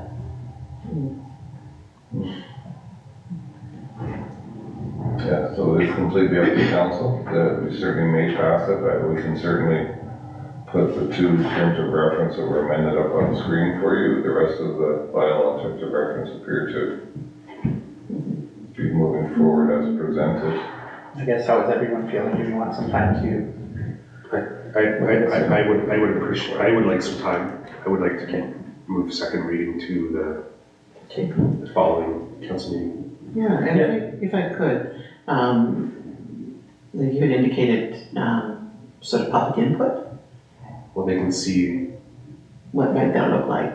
in the agenda next. Okay, and then choose to respond, so we're not holding an open house. I see, okay, so we're just putting it the amended, and then they can provide input. Okay, thank you very much. Well, we can ask our. Yes, Councilor Florence. I just had a question through the chair to admin, just a point of clarification on the procedure. So if we were to do second and third reading and it were defeated, how would that be different than if we were just to defer it? So would we have to start all over again with first reading if second and third aren't unanimous?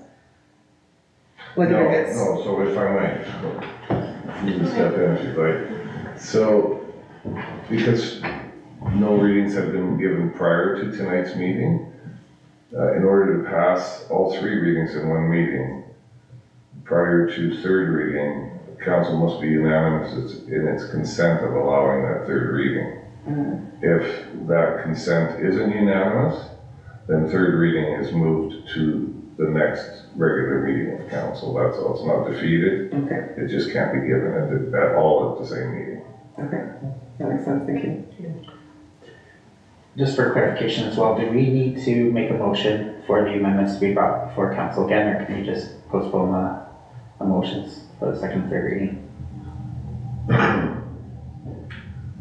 You've moved the amendments, you can move second reading if you like, or it's not necessary if you don't like, and it would come back the next meeting as amended. I know Councilor Coalhurst, you said time would be valuable to you. Yeah. So if everyone's all right, I'd like to just push those until the next council meeting. And Yes. if I might interject a small point, perhaps, if council council can certainly pass second reading tonight as amended. And to postpone third reading until your next meeting if you're uncomfortable, or if you'd like the mayor's input as well into it prior to its passage. We are planning on holding an open house later in November, and if council was looking for some public input into this, that would be an opportunity if they wanted to utilize it. If they don't feel that's essential, that's fine. I do believe that these committees are all derived from already approved council strategic priorities, so of which I'm sure you did solicit some public engagement and opinion, so I'm not sure it's necessary, but I leave that at your capable hands. You know, I love the idea of not only just putting it out there for input, but just really putting it out there to share with the public that says, you provided input into this, we heard you, we continue, this is the direction we're working, and this is what we're doing to achieve those goals, and you're a big part of that. We're looking for more community members than we've ever had before to take part in this, you know, in this growth and this change, right? And so if the rest of council is good with that, I'd love to bring that forward to the public and sort of show them, A, what we're doing, and B, are you good with this trajectory?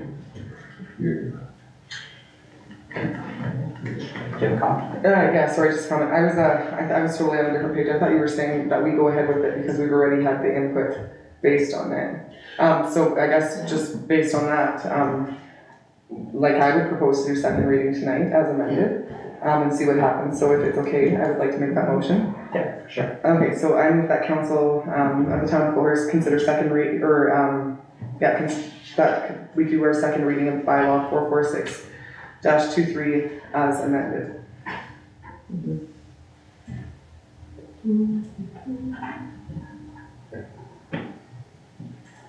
It's remarkable how you're able to keep up with us, man. Thank you. Very good. Thank you for that.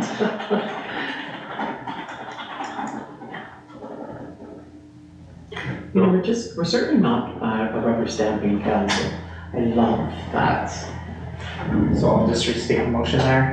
Councilor Florence has moved that council provide second reading to bylaw 46-23 to the,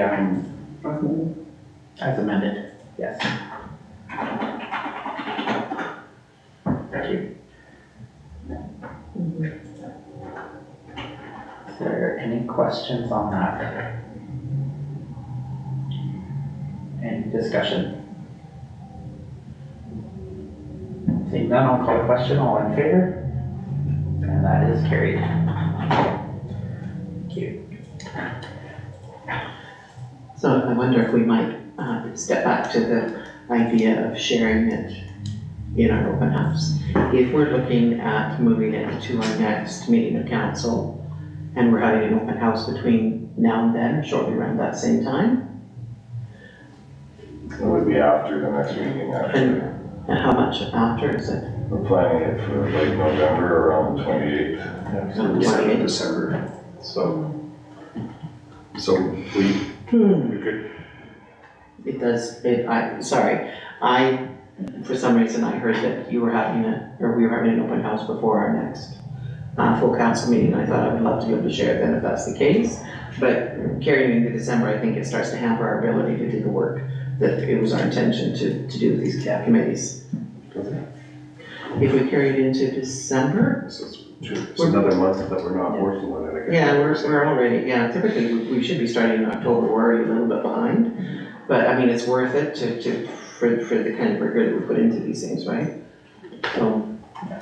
I do think that would be an opportunity to showcase the new committees to the public and possibly ask for people to join them at that time too, right through the open house. So once we move forward, I think at our next meeting, and we'll make that determination, but I would ask them that we just not hold off making the motion at this point to the third reading. So That we don't hold off until after our open house. We don't have to make a motion on this. No, Yeah. but at our next meeting, we can is, perhaps bring that forward. yeah, or a motion can be made now to do third reading. I think Councilor Coalhurst was wanting a little bit more time to.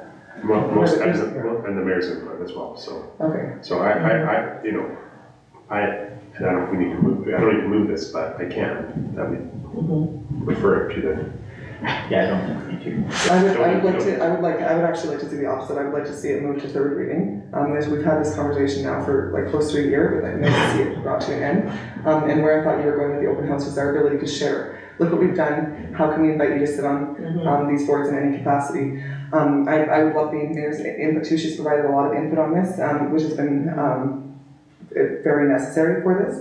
But I'm ready to move forward with third reading.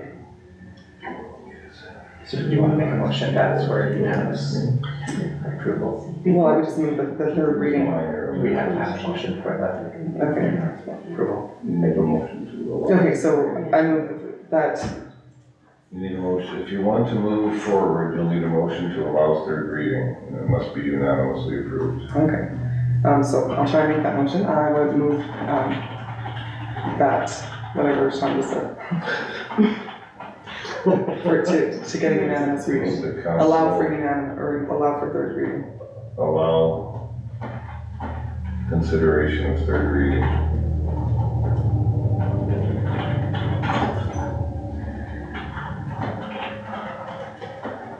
Bylaw. Go for the 6, there you go.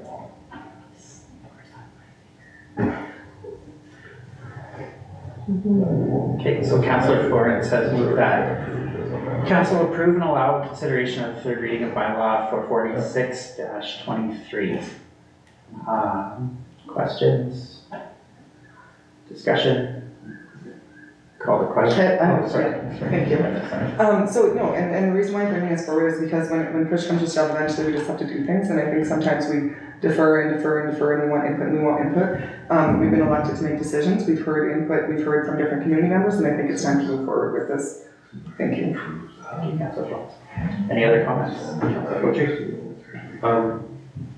I like to move things forward as well, but I don't think 2 weeks is going to make a difference in the grand scheme of things of our projects, and I think important decisions do require considerations. So I know we've been considering it for a long time now, but I don't think 2 weeks is going to make a difference, and I would really like to have input. If there's anyone watching the stream, of course they can provide their input to council, and of course the mayor's input as well. So, Councillor Caldwell. Thank you. I believe that I would be in support of time if the amendments were large. These are not big changes. I feel like we are. I too would like the idea of bringing it forward to our community to say, look at what we've done, and try to solicit community members to join committees.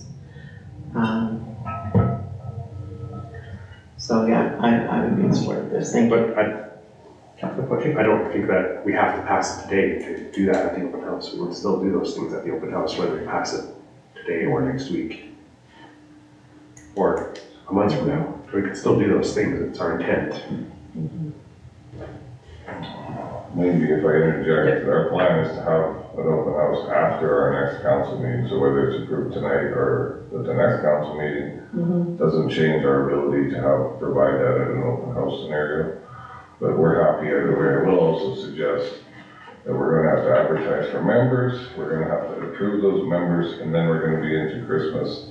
So I wouldn't anticipate a whole lot of work to be happening in any of these committees until the new year, in realistic terms. Some maybe for sure, some, but certainly not all. That just pushes every one of my get it done buttons. Any final comments from anyone? No? Okay. I think that was a good final comment. So just to restate the motion, Councillor Florence moved that council approve and allow consideration of third reading bylaw 446-23. I will now call the question. All in favor? Opposed? And that is defeated because we need unanimous decision. Moving on, we have the council appointments to external committees policy.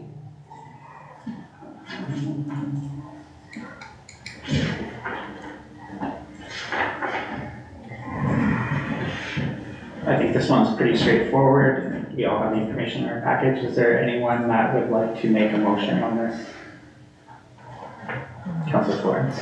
I move that council accept and implement the policy C02, council appointments to external committees. Any questions on the motion?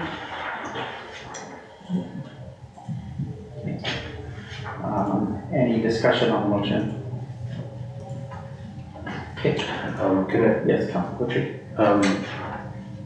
maybe it's a question, I guess.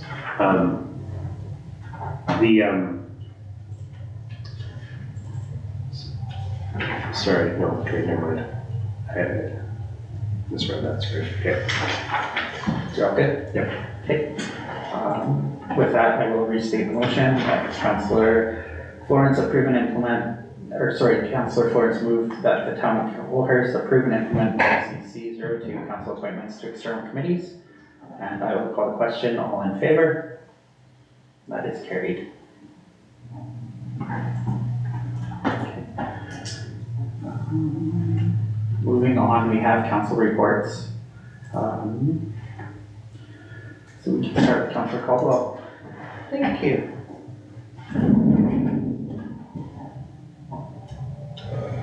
I think you'll have my report in front of you.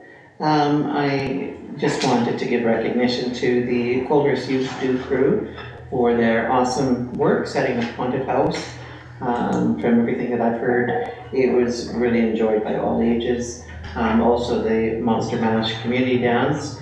I'd love to recognize the Coalhurst Parks and Recreation Society for setting that up. And as you can see by my language in there, I think I probably had a little too much sugar or something, because that's what it is, because, you know, it was super fun. Super fun. I'd also like to recognize the Coalhurst Volunteer Fire Department for their wonderful safe presence, their treats in their fire pit. And, you know, this is something that I hear from other people that don't live in this community that talk about, you know, they've heard about this and think it's pretty incredible. So I just want to give a big thank you. You guys made Halloween so much fun for our community.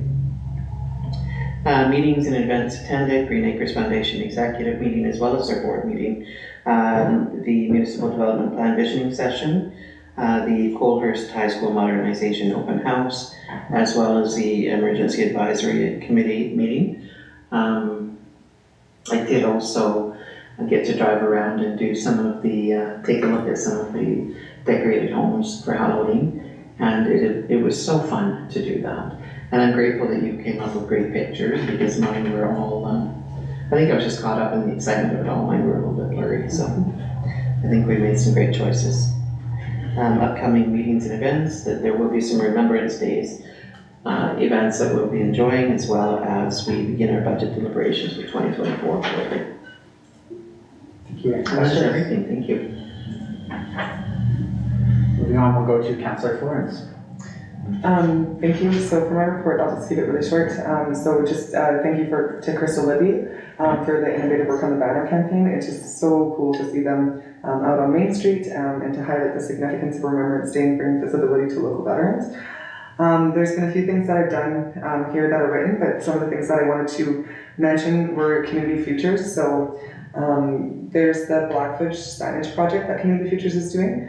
And it's an opportunity to, I think I mentioned it last meeting, but to have a Blackfoot name for your community or a park or something like that. And then they cover up to 80% of the cost, up to $2,000. So I think this is something that is very cool and available to municipalities, and definitely something that we might want to consider. I don't have a motion prepared right now, but I thought this is something that maybe even our Community Enrichment Advisory Committee might be tasked with. And then the other thing I wanted to mention from Community Futures is the business improvement loan, because last year we, at budget time, we did make a motion to include the,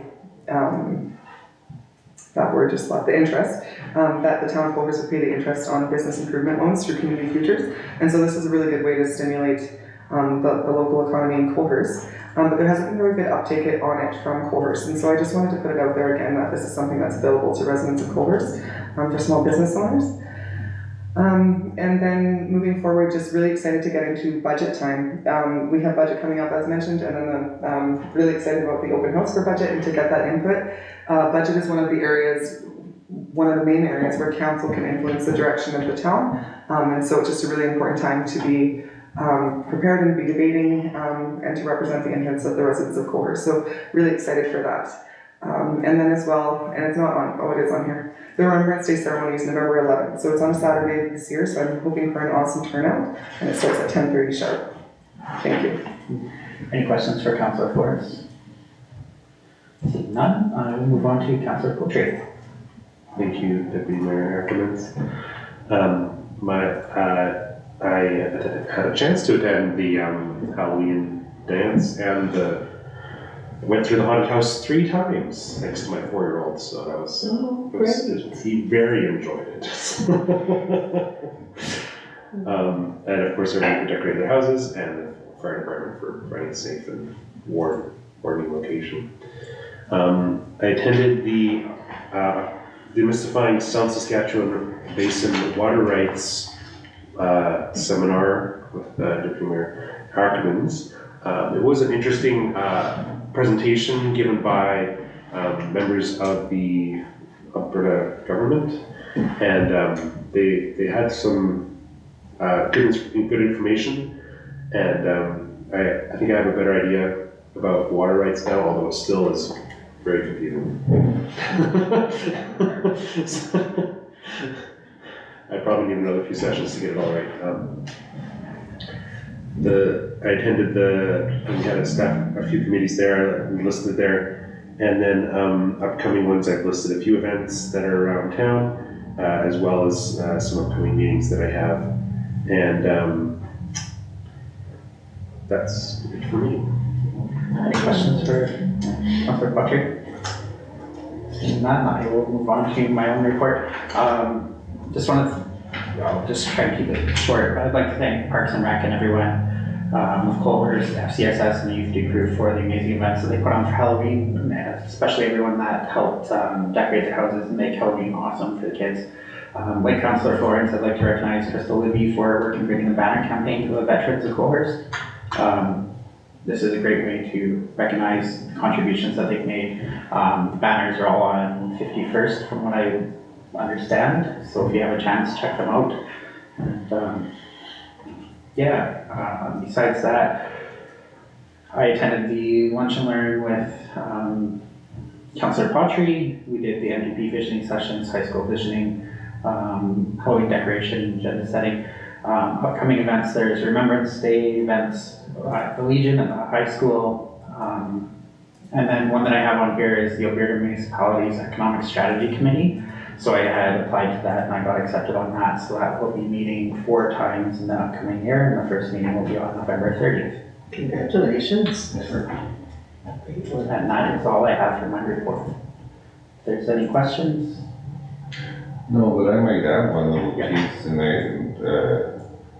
appreciate the thanks to the Legion for the banner program. I will also add that we actually partnered with them to produce that program and supplied the banner arms and the installation of those, and we're going to take advantage of those banner arms for other municipal events and seasons upcoming, including potentially Christmas and Canada Day, etc., etc. So it provides us a good opportunity as well, and then the Legion could certainly reuse them again next year. So we're good all around, a nice partnership. Happy to be able to work with them. I think that was a great partnership. Thank you. Sounds fantastic. Does anyone want to make a motion to receive the council reports? I move that we receive for information the council reports as presented. Councillor Poultry has moved that council receive for information the council reports as presented. Any questions or discussion? Calling the question, all in favor? That is carried. Do you want to take 5, Deputy Mayor? Sure, we can take a quick recess here. Are we? Yeah.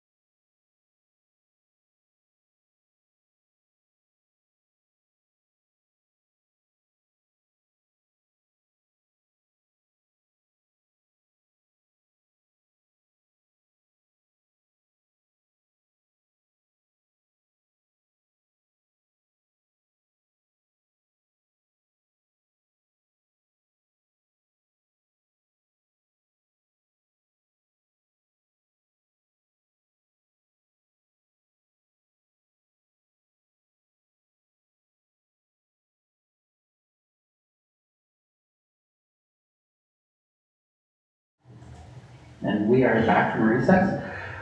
So moving on, we're now into correspondence. We have some correspondence there. Is there anything anyone would like to pull out and speak about? Yes, Councilor Florence. I think that we can move it all, except for 13.4. Move to accept all of the correspondence. 13.4, the letter to Coalhurst, the Highway 3 training membership fee. Okay. I would like to make a motion to include the membership fee as part of the 2024 budget. Okay. So I move to include the Highway 3 Training Development Association fee as the town, as part of the as part of the town of Coalhurst 2024 budget. Okay.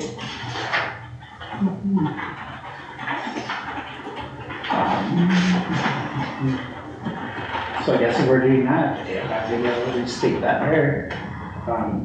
Just for clarification, is this already included in the budget for next year? It is. Okay.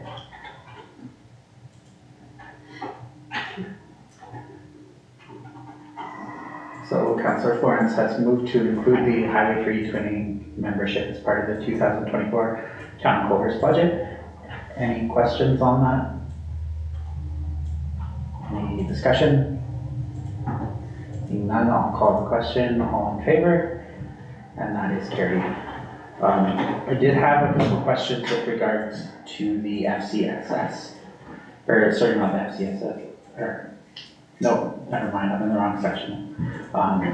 Yeah, I had some other questions there. Councilor Florence. I move that we accept the correspondence included as presented. Okay. Any questions? Discussion? Seeing none, I will move the question that Councilor Florence direct council to receive for information the correspondence as presented. All in favor? That is carried. Okay. Moving on to other business. First item that we have is the tax penalty exemption request. Would administration like to speak to this one? Thank you, Deputy Mayor. Actually, I'm going to pass this over to Mr. Passy since he's been sitting there so patiently. Waiting for my chance. So this was, we received a letter from a resident who had penalties applied to their tax roll for non-payment. The MGA says that in section 44 that the council may impose penalties by issuing a bylaw. The town does have a bylaw for penalties or for non-payment of taxes. It's a 12% penalty on August 1st, the day after taxes are due, and then the unpaid balances are assessed a 6% penalty on November 1st as well. These penalties only apply to the current year penalties. They don't apply to if the account is in arrears. If the taxes are not paid by the end of the year, then in the new year they're assessed a 1.5% penalty monthly, only on the arrears amount, not on the current amount. And then section 346 says that penalties imposed form part of the current year taxes, or the taxes of which they were imposed. And section 347 then says that if council considers it equitable and fair to do so, they may cancel or reduce tax arrears or cancel or refund all or part of the tax. And so this resident of the farm, they could write a letter to council to request that. In general, we don't recommend canceling penalties as it's the bylaw stated there. The notices are sent out in months in advance to make it to give people the chance to have their time to pay their taxes. So administration's recommendation would be to not cancel this, but it is at council discretion to do so. Would anyone like to make a motion on this?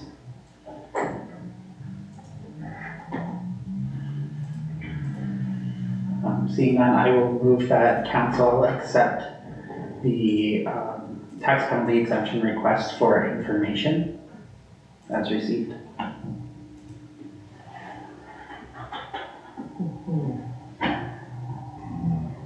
Is that not a... You may want to actually deal with the request, I think. Yeah. Okay. And I would suggest a positive motion as opposed to a negative one.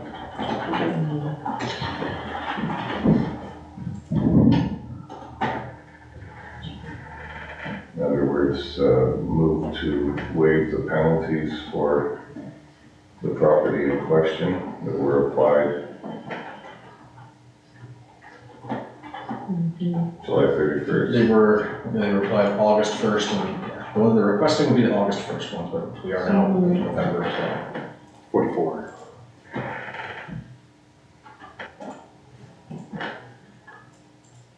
That would include the property address in the motion as well. Yeah, it's 44, I believe, not I can pull up the roll number. Yeah.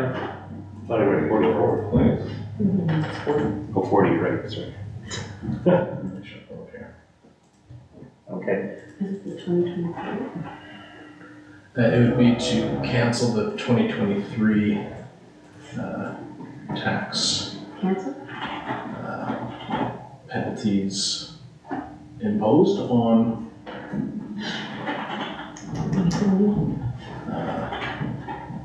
yeah. okay. So I will restate that now that I've got it figured out. So I move that council cancel the 2023 tax penalty imposed upon 40 Laurel Place. Questions? Yes, Councilor Courts. Question through the chair to the Director of Corporate Services. Just based on what you're saying and what the letter is saying, there's a little bit of a discrepancy. Am I seeing that right? And I'm just wondering if you can maybe further explain that, because I don't think I completely got that. What do you have the letter? Because he's claiming that, or this individual, he or she, sorry, is claiming that there's been 1,300% interest, and yet you're saying that there's been that set amount per day. Through the chair to Councilor Florence, in their letter they mentioned they have worked in the financial sector and banks, and so I don't know how to determine the 1,300% interest, but my guess is it has to do with some daily interest accruing kind of thing, on your credit card or something, where if you have a charge on your credit card, it's charging your interest, or on a bank loan or on a mortgage, you'd have a daily interest, which a 12% one-time fee, depending how it's broken. I don't know how the number was, how they got to that number, but my best guess is there's some. If you're dealing with loans and interest payments on loans, that number might work out that way, but the way our taxes penalties work, it's a one-time penalty on a non-paid amount.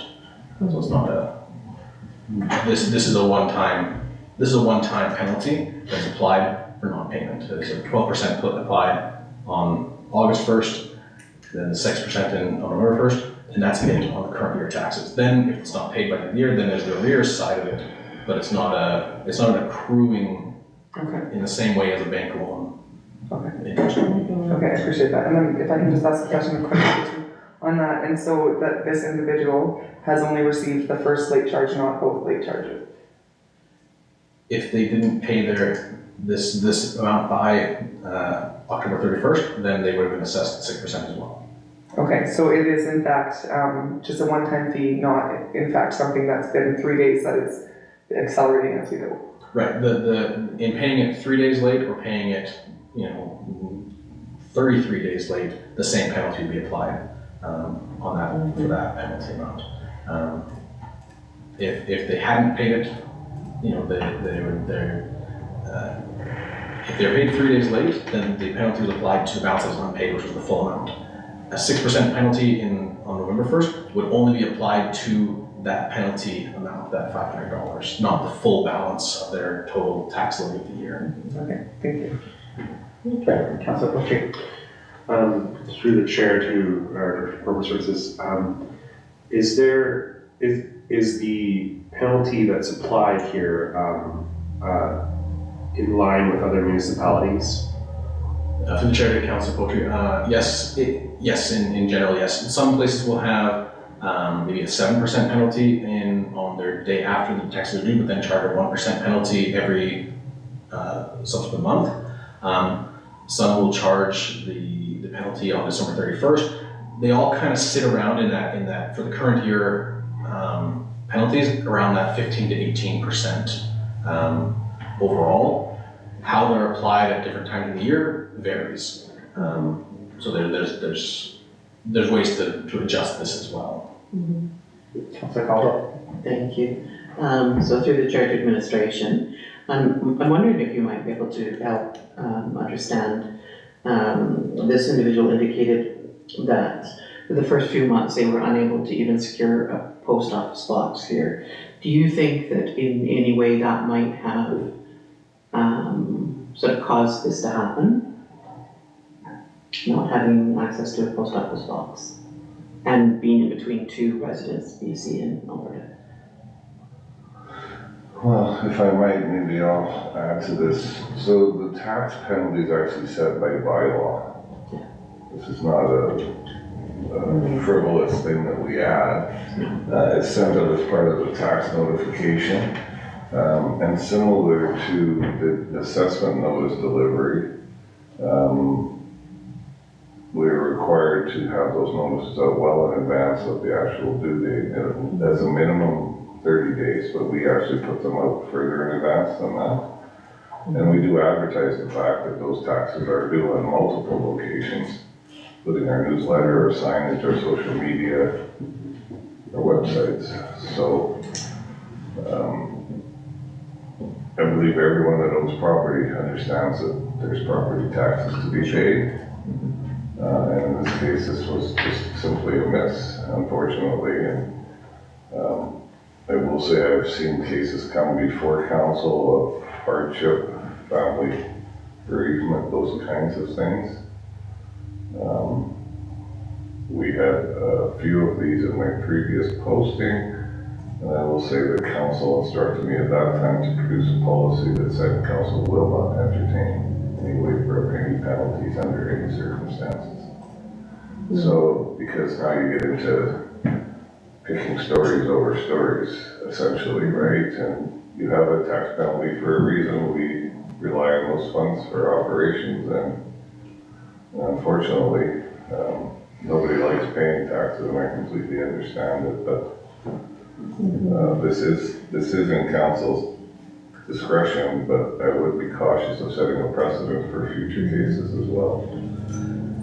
Yes, Councillor. So is this a tax penalty on a residential property or just? Correct. Residential. Residential, okay, thank you. If I might just ask for clarification, when are taxes due the end of July, or is it July 31st. July 31st? Okay. Okay. Now, Mr. Passy, have these taxes actually been paid to date? The original levy has been paid, penalties have not been paid. And they were made aware that the penalty would be applied October 1st on the unpaid balance, and they were aware that there'd be a penalty assessed on November 1st. Okay. Any more questions? Just a comment, while I understand this resident's challenge, I guess, I think I moved in, and then like the next day got my tax notice. So it was a very hectic time, you know, when you're moving. I completely understand that, you know, it's like, well, where did that letter go? Yeah, but yeah, we managed to pay our taxes. Yeah, so you gotta prioritize what you gotta prioritize against, right? So. Yeah, and if I might add, and I don't know this for sure, but typically in a house purchase arrangement, the lawyers will look into any outstanding taxes and inform the client of those, so that they're well aware whether there's a tax deferral program. That's exactly what happened with us. Yeah. They informed us that taxes would be due basically as soon as we took possession, so. So that is very commonplace, because there's often taxes already either paid, or there's a redistribution based on the purchase or possession date of the house, etc. So, yeah. Which is why tax certificates are requested often. Almost every sale that happens, we get a tax certificate requested. Seeing no more questions, any debate on this? Just want to add a comment that I think you don't want to set a precedent, because this does open a little bit of a can of worms, and I definitely feel for the homeowner in this situation. Talking about taking a little while to get a mailbox, but at the same time, looking at the timeline, it looks like it was about 4 months passed from when they started moving to when the taxes were due. So I think there's enough time to kind of have that sorted out in that time. Any other comments? Councillor Florence? Thank you. I guess just from what the Director of Corporate Services is saying is that they're kind of, so they've paid their taxes, but they have not paid this penalty that's been whatever. But it sounds to me like they might be waiting to hear what our decision is, if to pay it or not. And so I guess I would support not penalizing this amount again, right? So like I would support, like I don't want to waive this fee, but I would support not putting the next fee on the 553, and I'm not sure how to say that, but just because I think that they're awaiting a council decision, and I think that that's just fallen into a sweet spot of where we are right now. So I would like to believe that if they are waiting on a decision, that based on this decision, that they will get it paid ASAP. That's kind of risky, but and not impose the penalty on the penalty. So just for clarification, you are in support of the August 1st penalty, but not the November 1st penalty? Yes. Well, I'm in support of, yeah, yes. Okay. Any other discussion?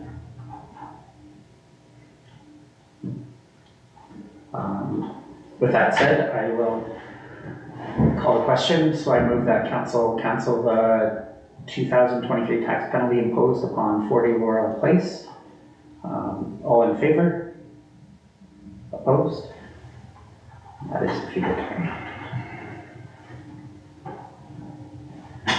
Okay, moving on, we have the YWCA Neighborhood Play Program.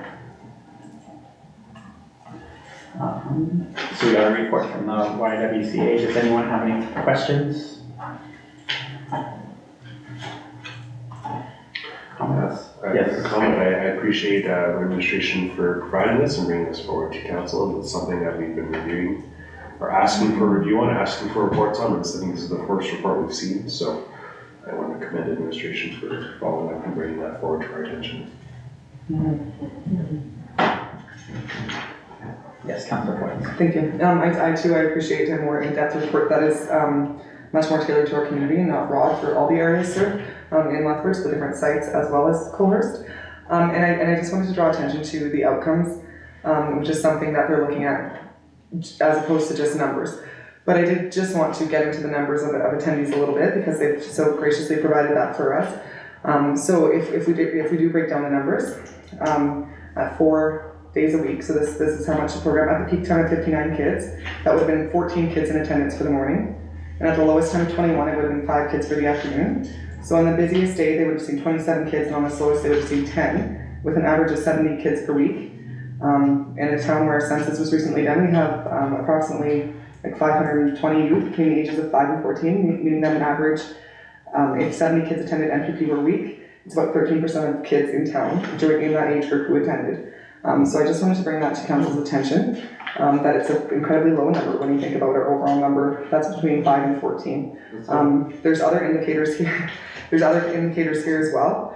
And that's why I think it's important to not just look at the numbers, but look at what they're doing. But at the same time, when we look at the rationalization for the cost of this program versus how many people are benefiting from it, it's just something I want us to keep in mind when we talk about it next year. Councillor Poacher. I appreciate Councillor Florence, but I took that number, not doing the math there, but I think it's, that's actually a pretty good number, I thought.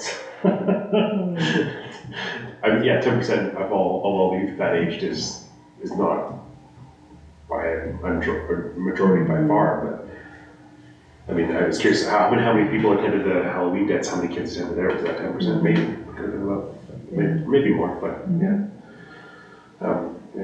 Councillor Caldwell. Typically in the past, they would say unique visits, right? And they haven't identified that in this report. So I would hazard a guess and say the attendance of 503 total would reflect how many children attending every day.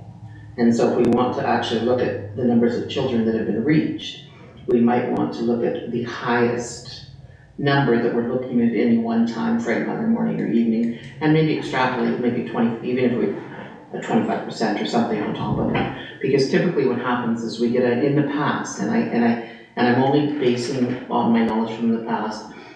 Typically what we found was when the children would attend this, many of them would just regularly attend daily, and that's what they would do. And so the numbers, when you get this grand total of 503, it's reflective of the number of times that children walked through the door, not the numbers of children that walked through the door, right? And so that's 21 on average daily, right? So, yeah, and so that number is a little bit of a, and then if you break down cost associated with, I think there's 20 times that they were here. I can't remember how many. Here for 28. Was it 28 times they were here? And then you break down the cost, 28 times at 21 children. And what we paid, it's a significant bill per child that we paid for this program. And so, not to take away, because it's a wonderful program, it really is. But if we were looking at how do we provide more services for more children, being aware of our budget, is there something that we explore that might look different than this? I don't know. Just a question to administration, is it possible to request a little bit more information on the breakdown of the numbers? Asking for maybe individuals that attended the program? To see if it was kind of repeat. No, if I might, I certainly understand the question. Yeah. If we had 27 in the morning and 23 in the afternoon, or those 23 in the afternoon, the same 23 that were there in the morning, which really significantly reduces actually the number of kids that were involved in the program. I can certainly endeavor to attempt. Because if we could get a little bit more information, that would help me have a better understanding of this, because the way I'm reading this is like, if we look at week 6 of 27 in the morning and 23 in the afternoon, is that the same 4 or 5 kids every day attending both sessions, right? Because if you have 5 kids a week, that makes the cost quite large for the region and the community. I guess I don't have a problem with, say, people attending. Like, isn't that the intent of this, to help facilitate like an activity for anyone in Coalhurst, an inclusive activity that, right? And I mean, maybe you could do it cheaper. Councillor Caldwell alluded that the cost per child is high, but what is that number? I'm stating that if we were to look at the numbers, we may find that the cost per child is going to be quite high. Because our total cost for that program, do we have that number in front of us right now? I believe it was around 15,500.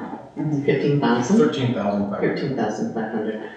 Yeah, and so if we had 4 days a week, that 7 weeks is 28 days.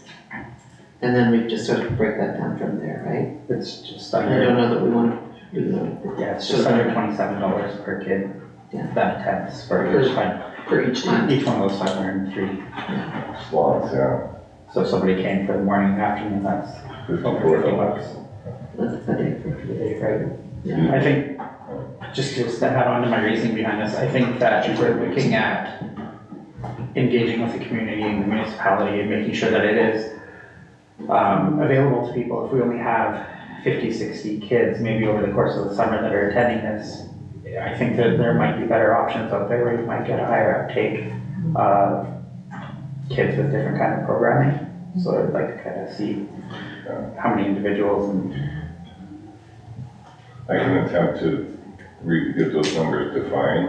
I will also add that this came about right after I began here, and we were really trying to fill a niche that was going to be left empty. So I do appreciate the fact that they pulled that program together on fairly short notice. So I do understand council's consideration of the costs and the cost per child per day. And I would highly suggest that we task our community service director with reviewing and determining whether potentially working with FCSS if there's other options for summer programs or with other independent bodies as well to compare to the program that was presented in 2023 and look for what could be considered the most viable and effective option for the municipality and for the kids that were involved. Yes, Councillor Florence. I think that, thank you, I think that one of the things that we spent a lot of time talking last year was about the cost per child to attend the YWCA neighborhood play program. And then as Sean indicated, when he came on, it was something that we were pulled together quite short to fill that space.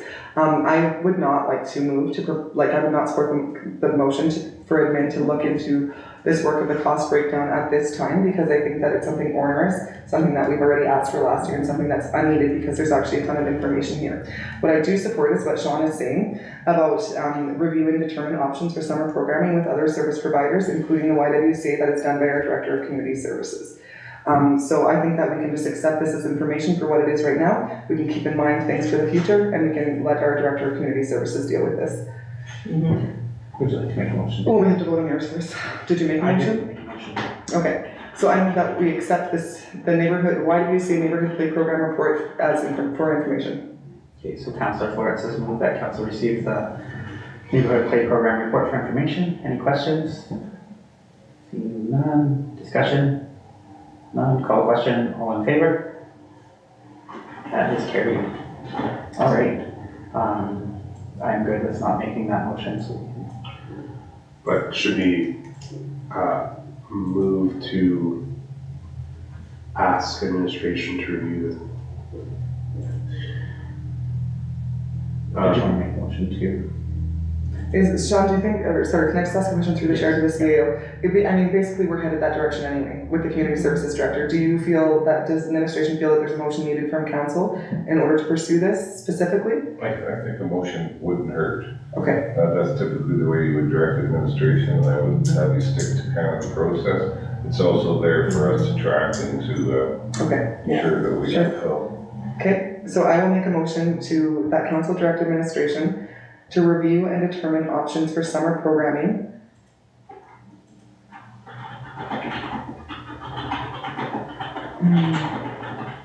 Summer programming under the Community Services Department. Help me out, I have no idea. No? Okay, I was like, I don't know where to go from here. That's it. That's all I got, so. For, with other service providers or with doing in-house, I just don't know how to encompass this all. Yeah, you know what, I think that's enough, just leave it that. Okay. Options for summer programming, and then they can determine best in-house, or Okay, if there's someone who offers it, great. okay, and then should there be a date for return, or should this just be something that then, It's gonna have to be figured out by the summer. okay. Options for summer programming, This is for youth programming, for correct? youth summer programming? For, 2024. 2024. No, I would just leave it at that works. I Okay. already made the note. Thank you. So Councillor Florence has moved that council direct administration to review and determine options for youth summer programming for 2024. Any questions? Discussion? Call a question. All in favor? That is carried. Perfect. Moving on to 14.3, we have the application for community grant, Friends of CES Society. So we have the information provided to us. Would anyone like to make a motion on this? I move that we approve the application for funding.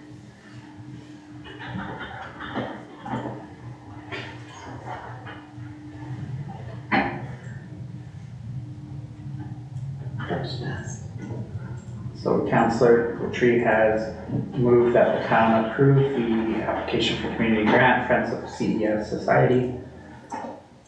Any questions? Just, does it need to, oh, sorry. No, go ahead. Should the motion include the amount? I think application has an amount.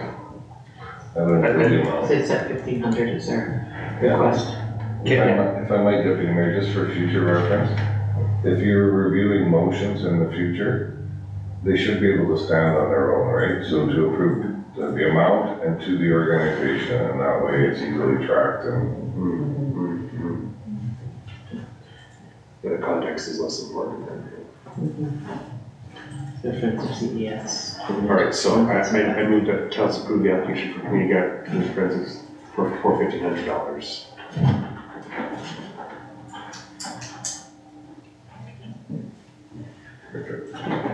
Any questions? Um, Yes, Councillor Crochet. have we have budget, of course, for this. Have we had any applications for other expenditures in this, as administration been tracking that? Through the chair, Council Poetry, there has been one other application for the 55 Plus Club, and that was for $1,350. So they're still in the grant program, which has a total of $8,000 available, $6,650 left for the year. Thank you. Any further questions? No discussion? If none, I will restate the motion. Councilor Poitras move that council approve the application for community grant Friends of CES Society for $1,500.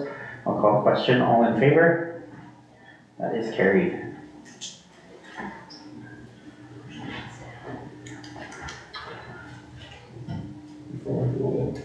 Yeah. Then we have to move into closed sessions for the next. Before we do that, Yep. Deputy Mayor, if I might, you might want to pass a motion to extend to 9:30 if required. Okay. I will make that motion that council extend regular meeting of council to 9:30. Questions, discussion? Call the question, all in favor? That is carried. Can I get a motion for moving into closed session? I move that we enter closed session at 8:44 p.m. Councilor Poitras has moved that we enter closed session. Questions, discussion? Call the question, all in favor? That is carried.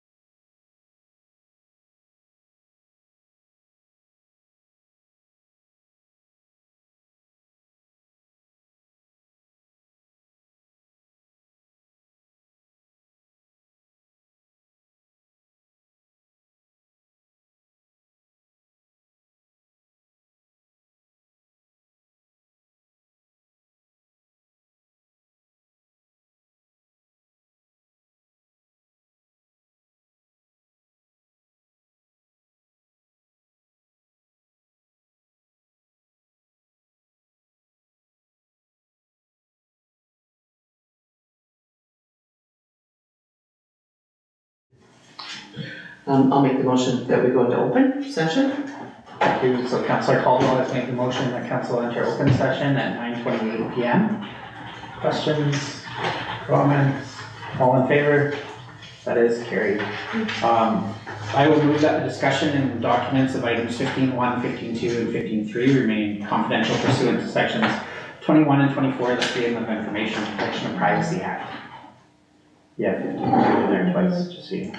And I'll make the next motion that council endorses. Oh, yeah, okay, so I'm just trying to rush this out before 9:30. Questions, comments? Fine. No, call question, all in favor? There we go. Okay, and then I'll make the motion that council endorse Uxbridge County's Alberta Community Partnership Grant Funding application. So Councillor Caldwell has made that motion. I'll just call the question. All in favor? That is carried. And motion to adjourn. I move that we adjourn, regular meeting council at 9:29. 9:29. All in favor? Did it.